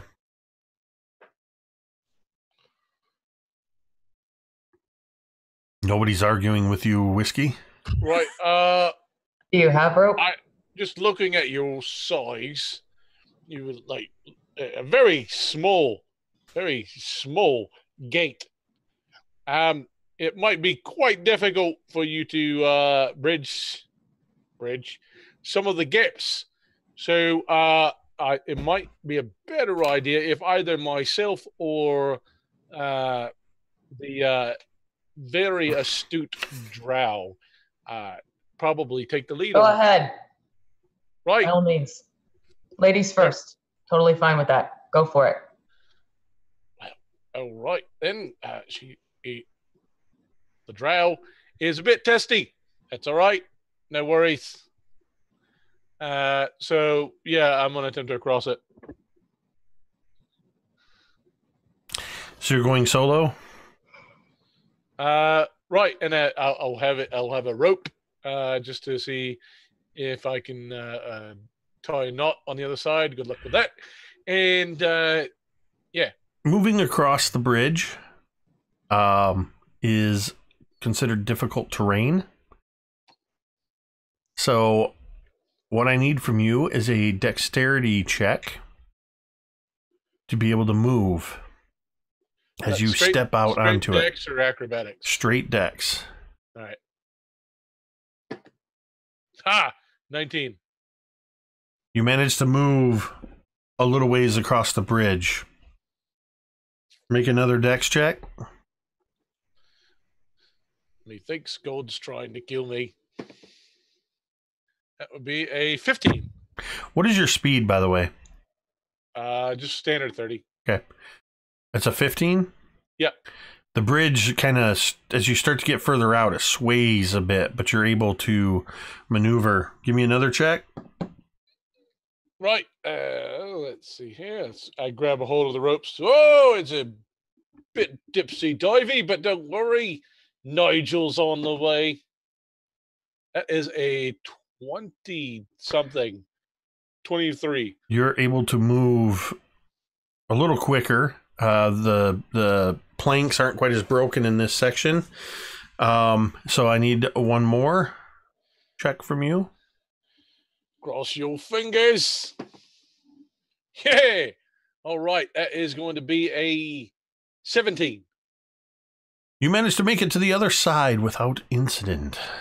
Now, can I attempt to attach this rope in some type of fashion that will allow them to have some assistance to get across the bridge? How will you do this? Well, I'd like to use sleight of hand to possibly tie a knot.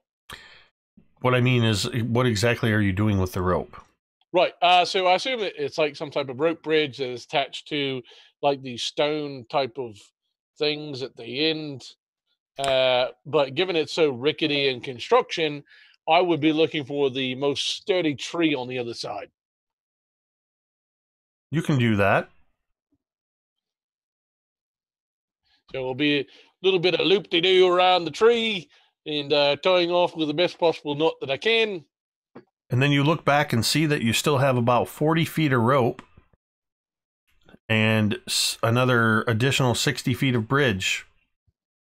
Shit, we didn't think this through well. Just saying. Basically, you tied it around the tree, and a little more than halfway towards your side of the bridge is the loose end of the rope. Right. Well, it's tied off, and that's the important thing. So, yeah, that was a 20 just to tie the knot. No problem there. This isn't Pathfinder. You don't need to use rope. Like I said, it's I'm not the most observant fellow. So, if you can get halfway, I got a rope there for you. So who would like to go next? I have an idea. Whiskey, you have rope? Yes, I do. I too have rope. Basically, we attach our ropes and I shoot one side over, and maybe Boy Genius can tie his rope to our ropes. You hang on to the one end. Brilliant. Very good. And he would give Nightshade the rope. All right. So we'll nicely make sure that the rope is tied well together to each other. Give me a survival check. Survival check. All right. That is going to be a 24. I should have known. You letting the ranger make a survival check. In the forest! I had to have you roll. I can't just let you succeed automatically on tying a rope together. I know. It was just fun. Okay, so I'm going to take my longbow, tie the rope to an arrow, and shoot it across. All right. To a tree. You know. I want you to make an attack roll. Yeah, Just to see what happens. Just to make sure you make it across. Make it across. So make it across with a... oh, I can't. It's a 15. The arrow doesn't go near as far as you would have expected, and instead of hitting a tree, it lands on the ground at the feet of Nigel Longfellow. That's kind of where I wanted it to go. So, Nigel, you now have the other end of the rope. You're right. As I see the arrow fly across, I'm sort of watching for it to aim for a tree, and then I kind of notice, like, it's coming right for me jewels. And I jump back a little bit, and it lands at my feet. And I pick up the arrow and take the rope off of it and attach it to the other rope. Are you going to attach it where it is, or are you going to go out and get the other end of the rope, or pull it towards you, or... Right. So reel it in.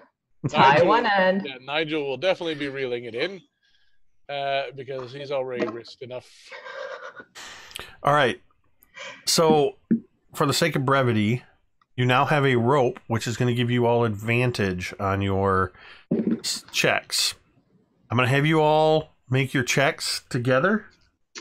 Tell me what...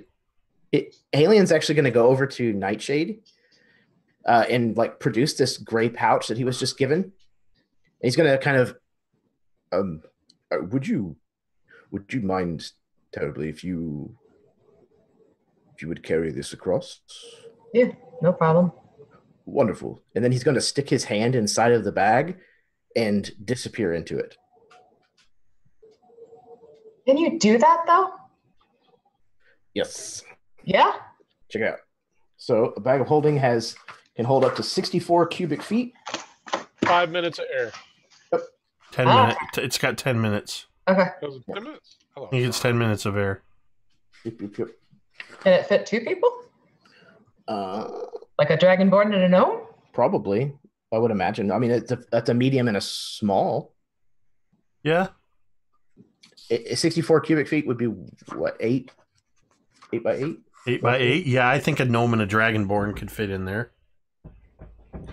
But that depends on whether or not the gnome wants to get in the sack with the dragonborn. Phrasing, Lana. Oh, that was deliberate. You gonna jump in the sack with Halion there, Whiskey? It's deliberate. And the stories we share when we're done. What stays in the jungle? You know, this isn't my first time. He's saying this as he is kind of putting his foot in. I'll have to remind you to let me tell you about this one time, except it wasn't a dragonborn. I believe it was an Azamar. Was it? Huh? Was it a Anyway, thank you. I look forward to the story. I'm gonna cinch the bag closed. Well, are you gonna let her close the bag, or are you gonna stick your heads out, or? I can stick your heads out. Oh my god! So please draw this. I envision like one of those like little like pet pouches things that people carry on the front of them, and they have like their cat and their dog sticking out of it. The lady that brings her dog to the grocery store. A gnome and a dragonborn go into a holding bag. God. All right. So. And just to clarify, it's 10 minutes divided by the number of creatures. So one of you would get 10 minutes, but because there's 2 of you, you'd only get 5 minutes of air. Okay. That works. Hopefully. Okay. Well, here's what we're going to find out. So Nightshade now has a bag of holding with a dragonborn and a gnome in it. Mm-hmm. The first time I've ever said that phrase as a DM. Not the first time I've had players get inside a bag of holding. That used to be our trick for when we had a player missing. They would just put usually the dwarf inside with his head sticking out and wear it like a backpack. But anyway, so Nightshade, using the rope, you have advantage. You're going to make 4 dexterity checks. And tell me what you get after each one. Okay, one is going to be a dirty 20. All right. Another one is going to be a 23. Good. As she gets the drow gets halfway. Another one's going to be another 23. And the final one is going to be 17. So you get across this bridge.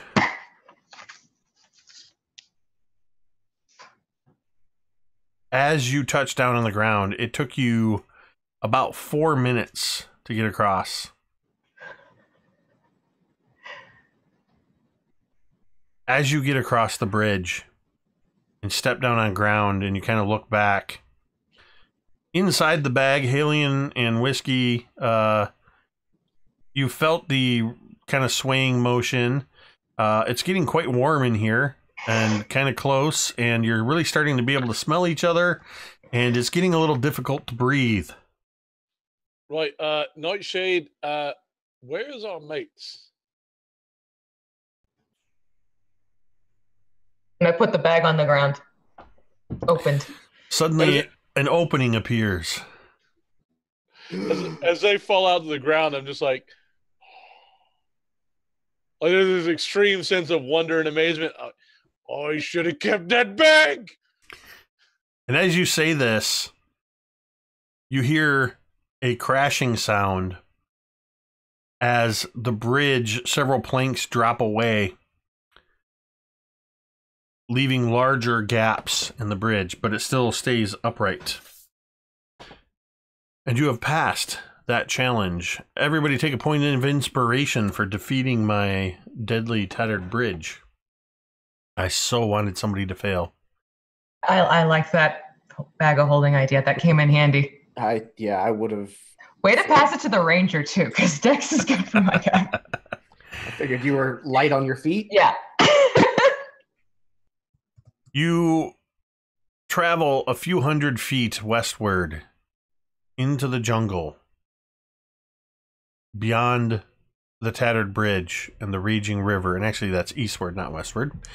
Beyond the tattered bridge and the raging river to find a large grassy clearing. In the middle of this clearing stands a massive obsidian obelisk, 5 feet wide on each side, towering 30 feet into the air, its dark pinnacle appearing to pierce the sky. To the south of the clearing, 50 feet apart from one another, are 3 pathways that each lead further south into the jungle. What would you like to do? You're in this large clearing with 3 paths 50 feet apart. So it's about, this clearing is a little over 100 feet long, about 50 feet wide. And standing in the middle of it is this obsidian obelisk. So we flip me lucky coin. Flip your there's Can you count? Are those is your circulation constricting the blood? Yeah. Can I look at, get close to the pads and kind of see if there's one that looks a little bit more well-worn than the others or anything like that? You inspect the paths. Give me an investigation check. Sure.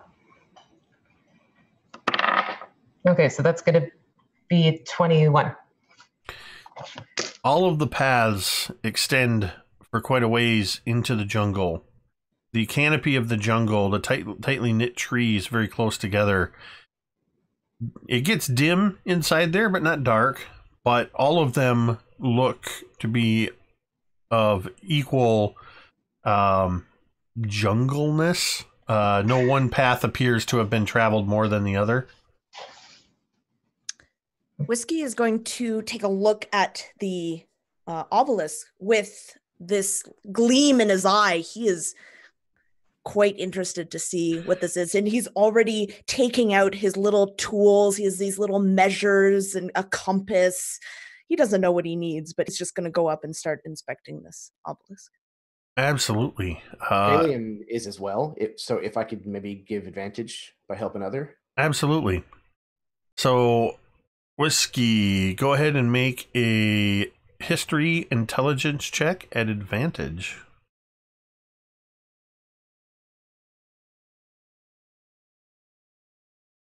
That is a 23. You can tell as soon as you get within a few feet of it, this obelisk is at least 1,000 years old. And as you just sort of take an initial pass around it, you can see that there are pictographic carvings on each side. You will need to make another check now that you're close up, a history intelligence check. Or you can make a religion intelligence check.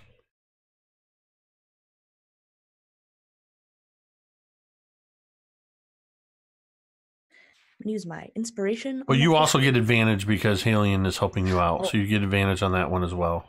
Perfect. All right. That's much better. That's a 22.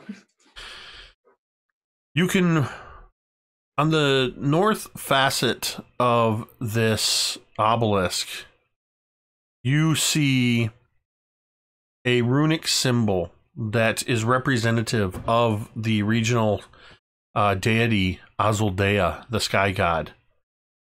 In the center of this rune is a star sapphire gemstone worth at least 1,000 gold pieces. And it's catching the sunlight, refracting it across its multitude of facets. The west facet of the obelisk depicts 2 parallel horizontal lines. Each line has 4 narrow triangles pointing inward toward one another. The south facet depicts a rune with 3 wavy parallel lines, one above the other. The east facet, as you get around to this one last, whatever rune was once there has been desecrated. The stone gouged away, and the entire facet of this obelisk, this side of the obelisk, has been splattered with feces. Some of it fresh. I think that Whiskey is relaying all of this information somewhat to himself in this awe and wonder, but loud enough for everyone to hear it. And when he gets to the last thing, oh my, this, I have a feeling that this might be the way to the temple.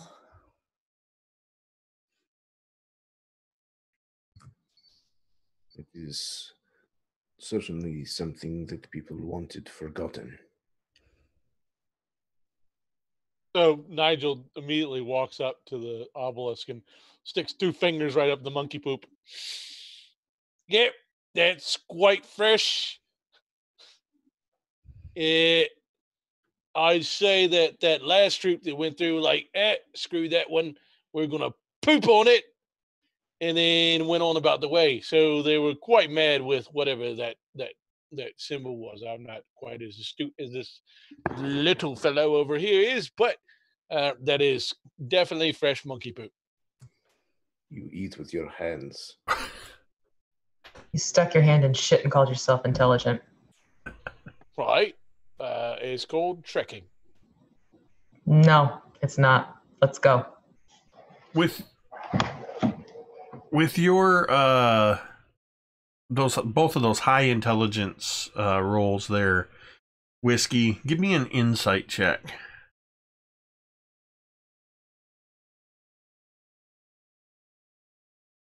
Right now I'm going to use my inspiration for that. That's an 18. You get the sense looking at these, you have the star sapphire gemstone on the north, pointing away from the jungle. You get the sense that the 3 remaining sides of the obelisk, east, south, and west, somehow correlate to the 3 paths, which are easternmost, central, and westernmost.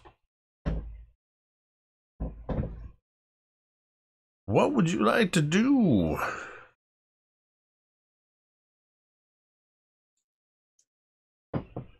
So, should we go in the shittier direction? Well, if we have to get to the temple, probably. Right. I know that Crikey has got an eye on that gemstone up there. So I know you had a little bit of an issue with payment, but like the fellow back in the village didn't say about anything that we discovered along the way, I'd like to possibly free that of its confining circumstances. If I were you, I wouldn't touch it. That's just... Mate, I've already touched Spoop. I don't care about a gemstone. I think what the gnome means is perhaps it is not wise to steal. I know a thing or 2 about curses. This is how curses are born, friend. I want to make an intelligence roll. What are you trying to discern? Just whether or not I'm picking up on what the Dragonborn is laying down for me. And I had like this epiphany. I rolled a nat 20. So like totally it was like, right, this guy is brilliant. I'm going to listen to him. All right.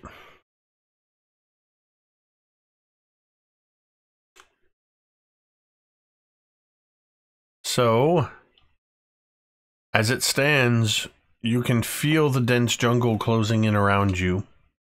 The air here seems very still, and the heat and humidity are making you damp with perspiration. Your clothes, those that aren't already clinging to you, cling to your skin, and sweat beads across your forehead. You can practically sense the dark presence of Awakane Ghori lurking in the jungle, and you know that the temple of Eohe Nazar lies nearby through one of these paths, each shrouded in a layer of shadow from the tightly woven canopy of trees and vines. You must choose which way you will take to get there. So, east, basically, if you think of it this way, top, middle, bottom. Or as you're looking at them, sorry, I'm thinking in terms of a map that's not even in the module. So,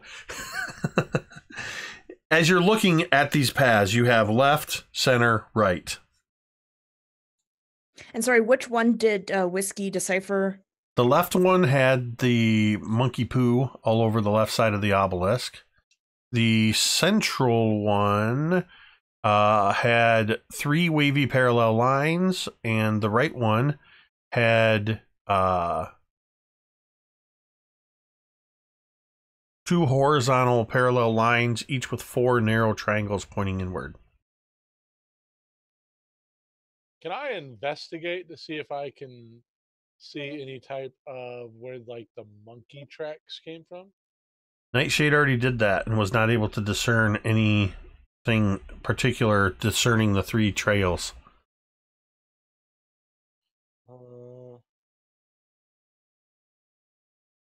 What about history regarding the obelisk to see if I could discern anything from the wavy lines and the last one, the right path?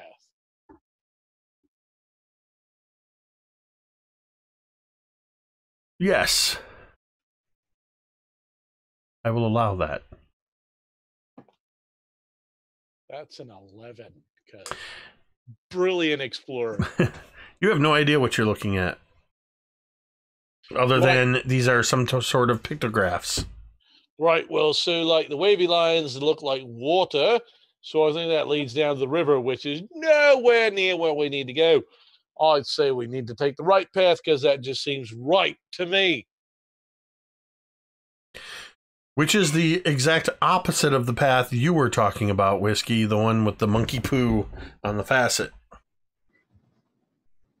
Can Whiskey just make a check to discern if he can discern those on the right, the Sure. triangles?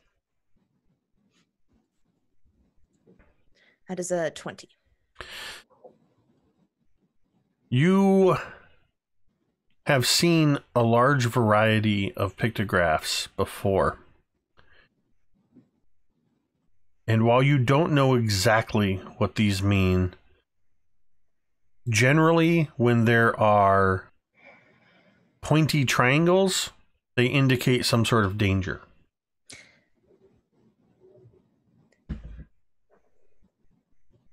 As astute as you are, Nigel, I believe that those triangles might mean something not so great. Though the temple is not so great, but the temple is what we're going for, which I believe has been desecrated and someone has tried to erase all existence. I would say left. So what you're saying is poop equals troop of gorillas. If you can parse that through your mind, then yes, that is exactly what I'm saying. Makes perfect sense to me. I'm glad we have you on this adventure. I think Whiskey would look to Nightshade. Do agree? Absolutely.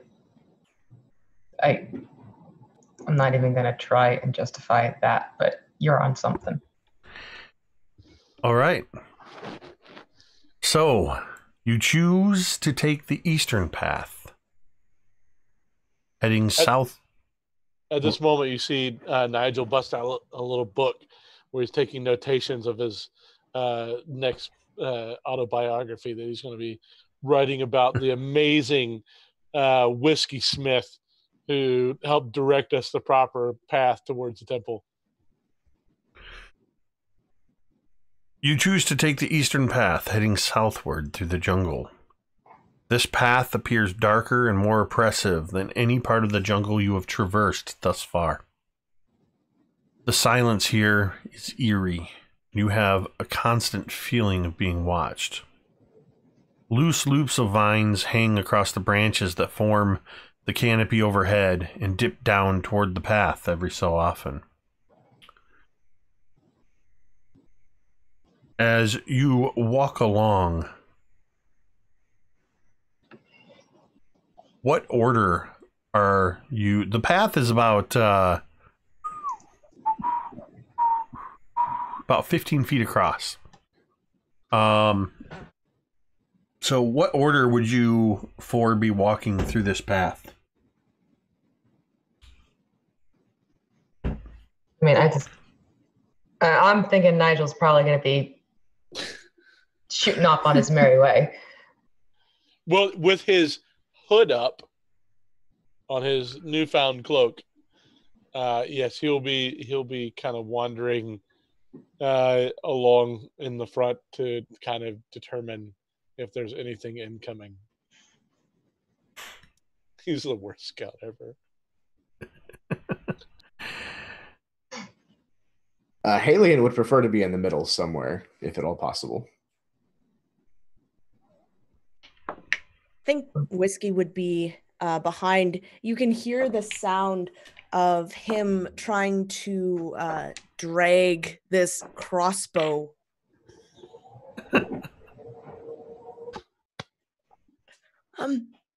Halion, could I...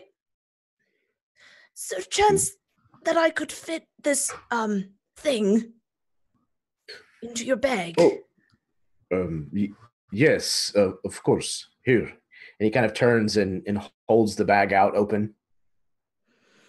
And Whiskey just kind of heaves it in. You never know when it will come in handy.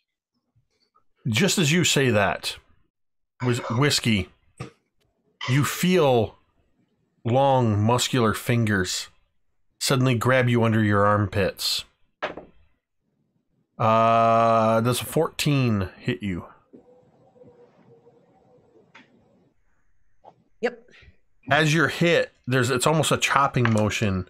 Oh, good lord. You take 15 points of bludgeoning damage.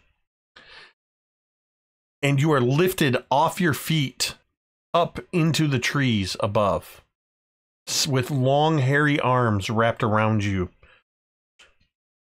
Halion, does an 18 hit you? You take 11 points of bludgeoning damage as you are yanked off your feet into the trees. And you are grappled. Nightshade, that is a critical hit. Reroll. I always pause on those because those get the domain dice or domain gorillas more often than not. Nightshade, does a 13 hit you? Hearing the commotion, you're able to just the act of moving, you turn and you're looking into the face of an orange-furred orangutan hanging from its feet in the vines, attempting to grab you with its long, spindly arms. Nigel, does a 13 hit you? Nope. Despite my very low perception, I totally am able to dodge out of the way of that one. So, two of you see Whiskey and Halion are whipped up into the trees, and already they are being passed from orangutan to orangutan as they begin scooting rapidly through the vines and treetops. Nigel and Nightshade, you are on the ground below. What would you like to do? I'm going to run after the direction the orangutans are pushing them. All right. Right. So about how far is the closest one in regards to my companions? Holding your companions? No, my companion themselves. Yeah, it's holding your companions. Right. So if I'm running up and say busted out my whip to try and lash onto one of my companions and yank them out of their arms. How long is your whip? It has 10-foot reach. They are in a tree canopy that's 15 to 20 feet above you. Well, shit. Oh, I did. I'd like to make a acrobatics check if possible. I just literally see these orangutans are swinging through, passing Halion and Wisconsin back and forth, and Nigel's running along going, whoosh, whoosh, driving them along. I'd like to make an acrobatics check if possible to sort of bounce up through the tree branches, get as close as possible to my nearest companion, and lash onto them with a whip. All right, first make an acrobatics check. Right, I'm good at that. 27. I teleport in front of them. You get a good leap, make an attack, and it's not going to be at advantage, but it's also not at disadvantage, which it would have been. Too right, no worries. That is going to be a 19. You whip at one of the orangutans. It is the one that has Halion. Halion, if you would like to attempt to escape from this grasp, you can make a strength check at advantage, because this orangutan that was holding you just got whipped. Go ahead and roll damage. Like his wife called him, or right. So because he has somebody in melee range, that's sneak attack, right? Yes. All right. That's ooh. This is the whip to end all whips. That is 19 slashing damage as I drag that whip across his back. You tear flesh and fur from its back. Halion, make your advantageous strength check. That is a big whopping 12. Fortunately, or rather unfortunately for you, despite the attack, and it is wounded pretty severely, it holds on to its grip long enough to pass you to the next orangutan. Whiskey, you can attempt to escape from the orangutan that has you.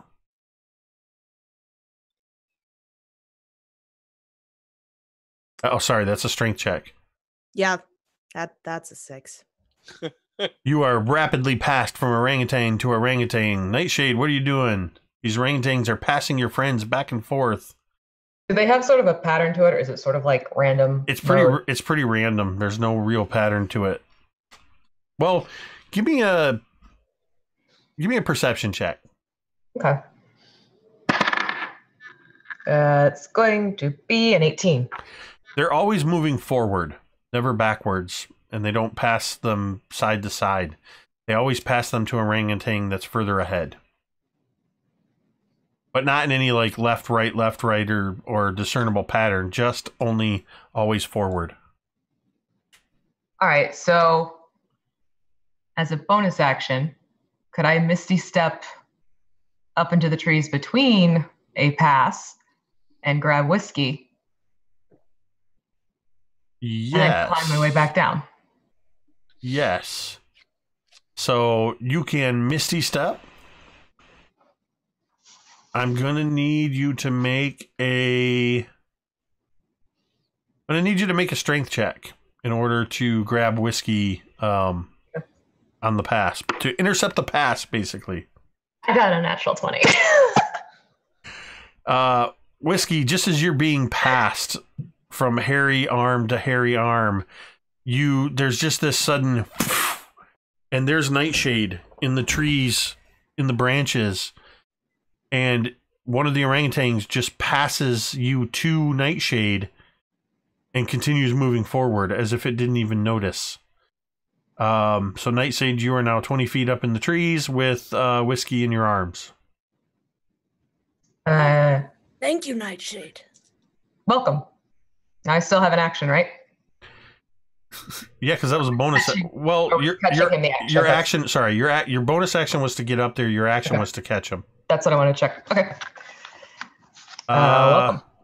Nigel, what are you going to do? Halion is being still passed back and forth. You can see that Nightshade has whiskey. You're right. So how far off is Halion? About 20 feet up and about 15 feet in front. Right. So I'm going to try to bounce through the tree limbs to get as close to him as possible with the whip and latch on to him with the whip. Okay. So you said you're trying to get into the treetops? No. Well, I'm already in the trees because I went up there to lash the guy. Oh, right. So you're going to try to get closer to catch up to where he currently is and whip him wrap it around Halion. Make an athletics or acrobatics check. That will totally be acrobatics. In order to make the movement. That's a 19. You make the movement. All right, making attack against Halion. Halion's AC. Cross fingers. Well, it's not against his AC. Okay. Ha! Okay, that is a 25. You're able to wrap it around Halion's leg. Halion, you suddenly feel yourself pulled taut, a whip around your leg, and an orangutan holding tight to you. Now you need to make a strength contested roll. Hold on. As a bonus action, don't worry, mate.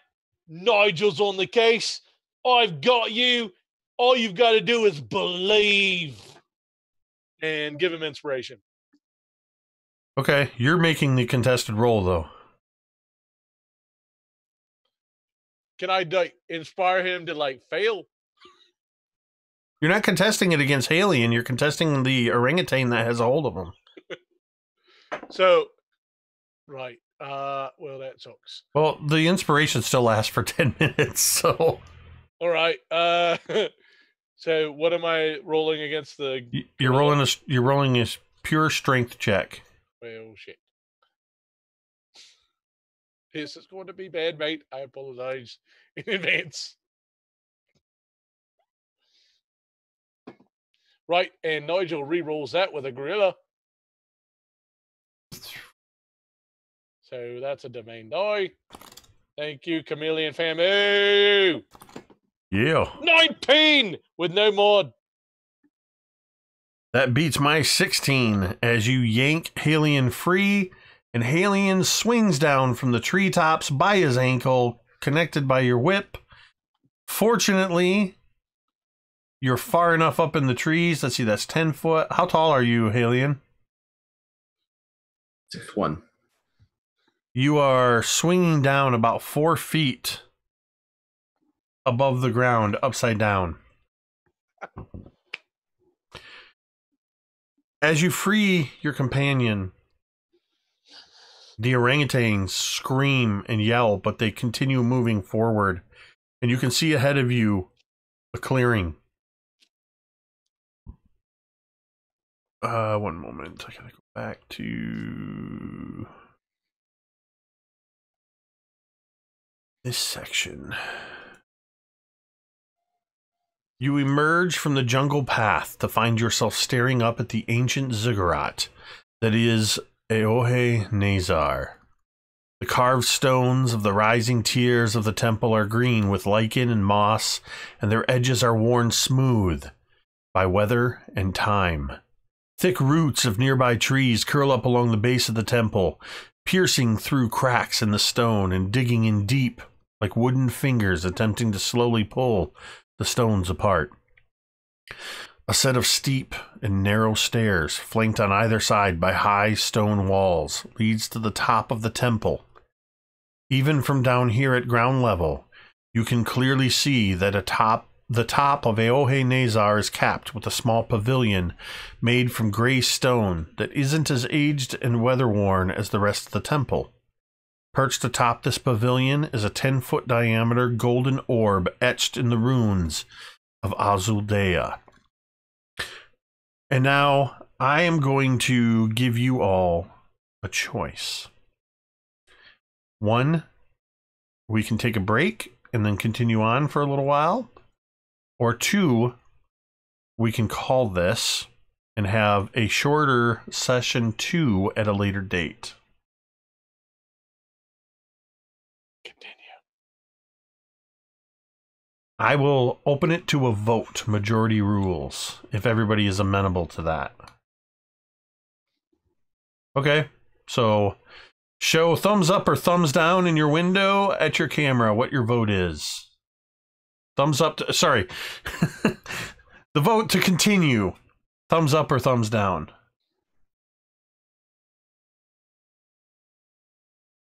Oh. So we're going to call it, because what I don't want to do is rush this next section. I think it will be a relatively shorter session when we do return to revisit Gorillas in Their Midst, but from what I remember of what's left, yeah, it's probably not a good idea to continue. Yeah, there's enough challenges that I feel confident in saying that we could be looking at another 90 minutes. That's fair. And I think that'll make for a good second session. Yeah, absolutely. So I'll throw out there that going forward, I might not be available on Thursday. This will most likely not be a Thursday. Okay, all right, cool. We'll try to fit it in on a different date just because we're going to, when Thursdays become available again, we'll be Sunless Citadel. I would rather do it sooner than later, but we'll figure that out amongst ourselves. Yeah, so there we're going to call it the end of the session as you've emerged at the Temple of Aohe Nazar. Very cool. Very special thank you to our audience. So many return viewers and a few new people I see in the chat and anybody else that's just lurking. Thank you for watching. I hope you've enjoyed this. If you did enjoy it, or even if you didn't enjoy it, this adventure is one of 4 that is available as part of the adventure mixtape. As you look up here in the corner here, you see this little logo. And I will drop this link in the chat one more time. And as we head out of here in just a few minutes, I'm going to run the trailer one more time. Gorillas in Their Midst is an original adventure that I created and wrote and is now available in the Adventure Mixtape, a music and adventure anthology. Also in this adventure pack, 80 pages of new monsters, encounters, 4 original adventures that work very well with large seaside cities or jungle environments, or with very little work you can adapt these to fit any campaign setting or any system, though they are geared towards the 5th edition of the world's greatest role-playing game. I'm talking about Dungeons and Dragons, though legally I can't say that. This adventure is available for purchase at DriveThruRPG exclusively. So I want to thank everybody for watching. Thank you for, as always, to Superfan, Chameleon Fam for dropping the domain Gorillas. Let's face it, primarily for Jeremy's benefit. But I think everybody used the domain Gorilla at one point tonight. Even the great Nigel. So I hope everybody enjoyed this. I would like to go around one more time, give you guys an opportunity to plug what you want to plug, tell us where we can find you, and tell me what you thought of the adventure so far. And we're going to go around in reverse order, and we're going to go to V. Hello, I am V. No, this was a fun game. It's fun to have the extreme opposites countering each other. But I am V. I have the YouTube channel, The Crafting Muse, where I will show you how to make terrain and Scatter and Paint Minis. And you can find me also on Facebook and on Twitter and on Instagram and here playing games and on other streams playing games. So basically I have the D&D life and I love it. So thanks to everyone for watching tonight, and please make sure you join us for part 2. And if you head over to the tabletop, if you head on over to the Tabletop Crafters Guild, you will of course find V as one of the newly named guild masters, alongside the DMG.info, the DM Scotty, Wylock, and Jeremy Pillipow of Black Magic Craft. And you now see the crafting muse up there as well, and rightfully so. V was recently surprised and awarded with the position of guild master over at the Crafters Guild. So congratulations, V, again on that accomplishment. It was very well deserved. Thank you. Now I'm like flushed. We don't do it to embarrass you. We do it because we love you. And I know. I'm terrible at taking it. And it's so well deserved. Next we're gonna head on down. Well, and actually this time slot, the Sunless Citadel, was based around the idea of having craft. I mean, our tagline is a D&D adventure with crafty individuals. Yeah. And to that end, we have another crafter down below V there, Jeremy. Yes, yeah, I have some crafting, I think 2 crafting videos on my channel, and I plan on putting out a lot more. I'm terrible about making non-live play videos for my channel, but hopefully I get better about it in the new year. The channel is the Erasmus Expeditions, and yeah, there's a lot of games, talking about games. I just love this hobby, and I can't get enough of it. So I get the opportunity now to play with people from all over the world. Last night I played with somebody in Ireland and Australia at the same time, and that's just a phenomenal feeling. So yeah, I love this game. I liked it the first time around, and it's been long enough now that I don't remember everything about it. So, and obviously you've changed stuff as well. So it's really nice to kind of see a remake, if you will, of something that is a little familiar. But I'm having a blast in any game you run, Jake. So it's not surprising. I appreciate that. Yeah, it's definitely got a lot more polish on it. And as I said earlier, at the beginning of the game, Jeremy played in this game about 2.5 years ago when I ran it just as something a lot of it was invented on the spot.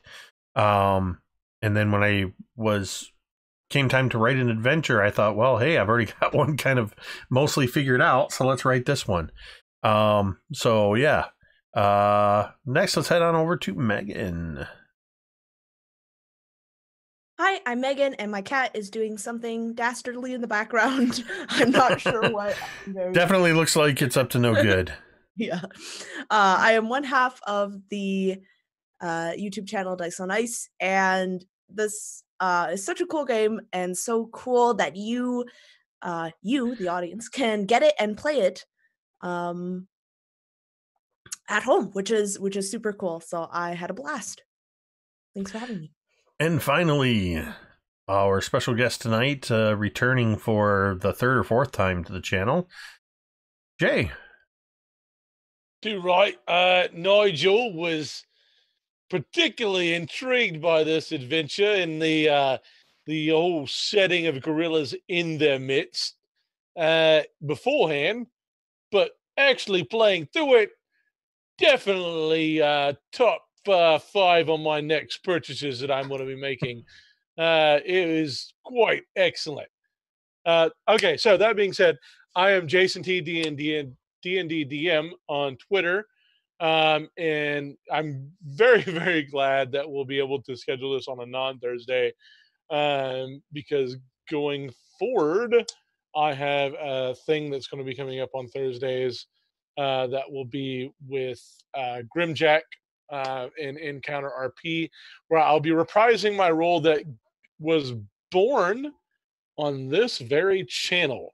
One Kyogen, the ASMR barbarian. And he will be heading into the Undermountain for Dungeons of the Mad Mage. Awesome. And I, of course, am MTD Jake on Twitter, at MTD_Jake on Twitter. I am Mini Terrain Domain, where I run the Twitch and YouTube channels, Mini Terrain Domain, where we live stream actual play games. I also do terrain crafting tutorials and build custom dice towers and things like that. A couple announcements about the brand, the channel. Over on YouTube, we are at a little over 8,500 subscribers. When we hit 9,000 subscribers, I'm going to officially announce what the 10,000 subscriber giveaway is going to be, and it's going to be a 3-level awesome prize pack, meaning 3 people will have, there will be 3 winners that will win some cool stuff when I hit 10,000 subscribers on the YouTube channel, which is a pretty huge milestone. The second announcement, and this is very important, follow at MTD_Jake, at Jason T D&D on Twitter. Follow these other guys too, the Crafting Muse and Dice on Ice RPG as well. And if Jeremy ever gets a Twitter, you can follow him too. But in particular, the reason I want you to follow myself and Jason is it's already mid-November, which means we are very close to the end of the calendar year. When January rolls around, sometime in early January, mid-January, Jay and I are going to make a pretty big announcement about something that is happening right here on Mini Terrain Domain this spring, and it's going to be big, and it's going to be awesome, and you're going to want to keep your eyes on that. So in addition to the giveaway, follow us on Twitter just to see what the heck are we up to. And if you pay very close attention, clever sleuths with a high intelligence roll just might be able to kind of piece together some things we might be working on through the content of our tweets. Though we both tweet a lot, so good luck deciphering that stuff. So as we head on out of here, stick around for 3 extra minutes and you can watch the trailer if you haven't already seen it, or if you've seen it, just watch it again. The trailer I put together for the Adventure Mixtape Music and Adventure Anthology. Watch it. With that, we are going to get out of here, and I'm going to leave you the same way I leave you after every stream, and you can say it with me if you want.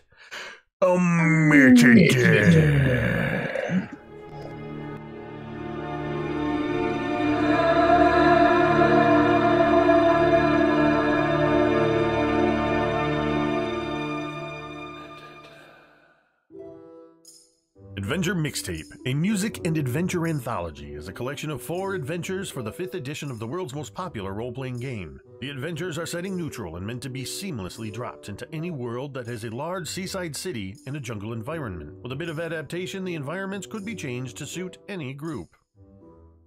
In Treaty of the Tiger King by Kelsey Dion of the Arcane Library, a distant king arrives at the city to negotiate the peaceful end of a war, but the mercenary guild has other insidious plans for him. Will the players be able to thwart assassination attempts against King Rami and help him negotiate circles of social intrigue in order to finally end the war? In Madness of the Majestic Menagerie by Ken Brees of Burling's Beard, the famous Majestic Menagerie draws hordes of visitors to the metropolis and cultural hub known since time immemorial as Splendor by the Sea. But now the gates of the famous zoo have been shut, and the grand opening of the new section has been jeopardized by a spate of mysterious accidents and, it's whispered, grievous injuries due to uncontrollable creatures. Mr. Majestic seeks to hire investigators and troubleshooters who can keep a low profile to iron out any problems before the impending grand opening becomes a complete disaster. Do you have what it takes to uncover what's driving the madness that's befallen the Majestic Menagerie? In The Infernal Collection by Sharang Biswas, when an influential fashion designer is found dead days before a major fashion show, heroes are called in to solve the mystery, prevent any further destruction, and help the fashion house prepare for the show. Gorillas in Their Midst by Jacob W. Norman of Mini Terrain Domain is a pulp action adventure wrought with perilous challenges and high possibility of death. But what is adventure without danger? Of course, there is the lure of vast piles of unclaimed treasure and the accompanying fame that await those intrepid adventurers who would defy the odds and plunge into the heart of darkness. In this adventure, the characters will face raging river rapids, wicked waterfalls, poisonous plants, venomous vines, sinking sands, treacherous traps, and the vicious jungle demon itself, Awakane Ghori. Grab your satchels, fedoras, and bullwhips. Adventure awaits. The Adventure Mixtape also comes with 4 original songs inspired by and written for the heroic adventures herein. This collection of music and story is something unique. We had no better word for it than mixtape. If you ever received a cassette, CD, or digital playlist curated to take you on a memorable journey, then you'll recognize what you find inside this volume. Also included in the Adventure Mixtape, courtesy of Kelsey Dion of the Arcane Library, are exclusive combat cards. Special cards that contain all of the items, monsters, and spellcasters found within these adventures to make running your adventure all the more easier. Adventure Mixtape, a music and adventure anthology, is available exclusively on DriveThruRPG.com.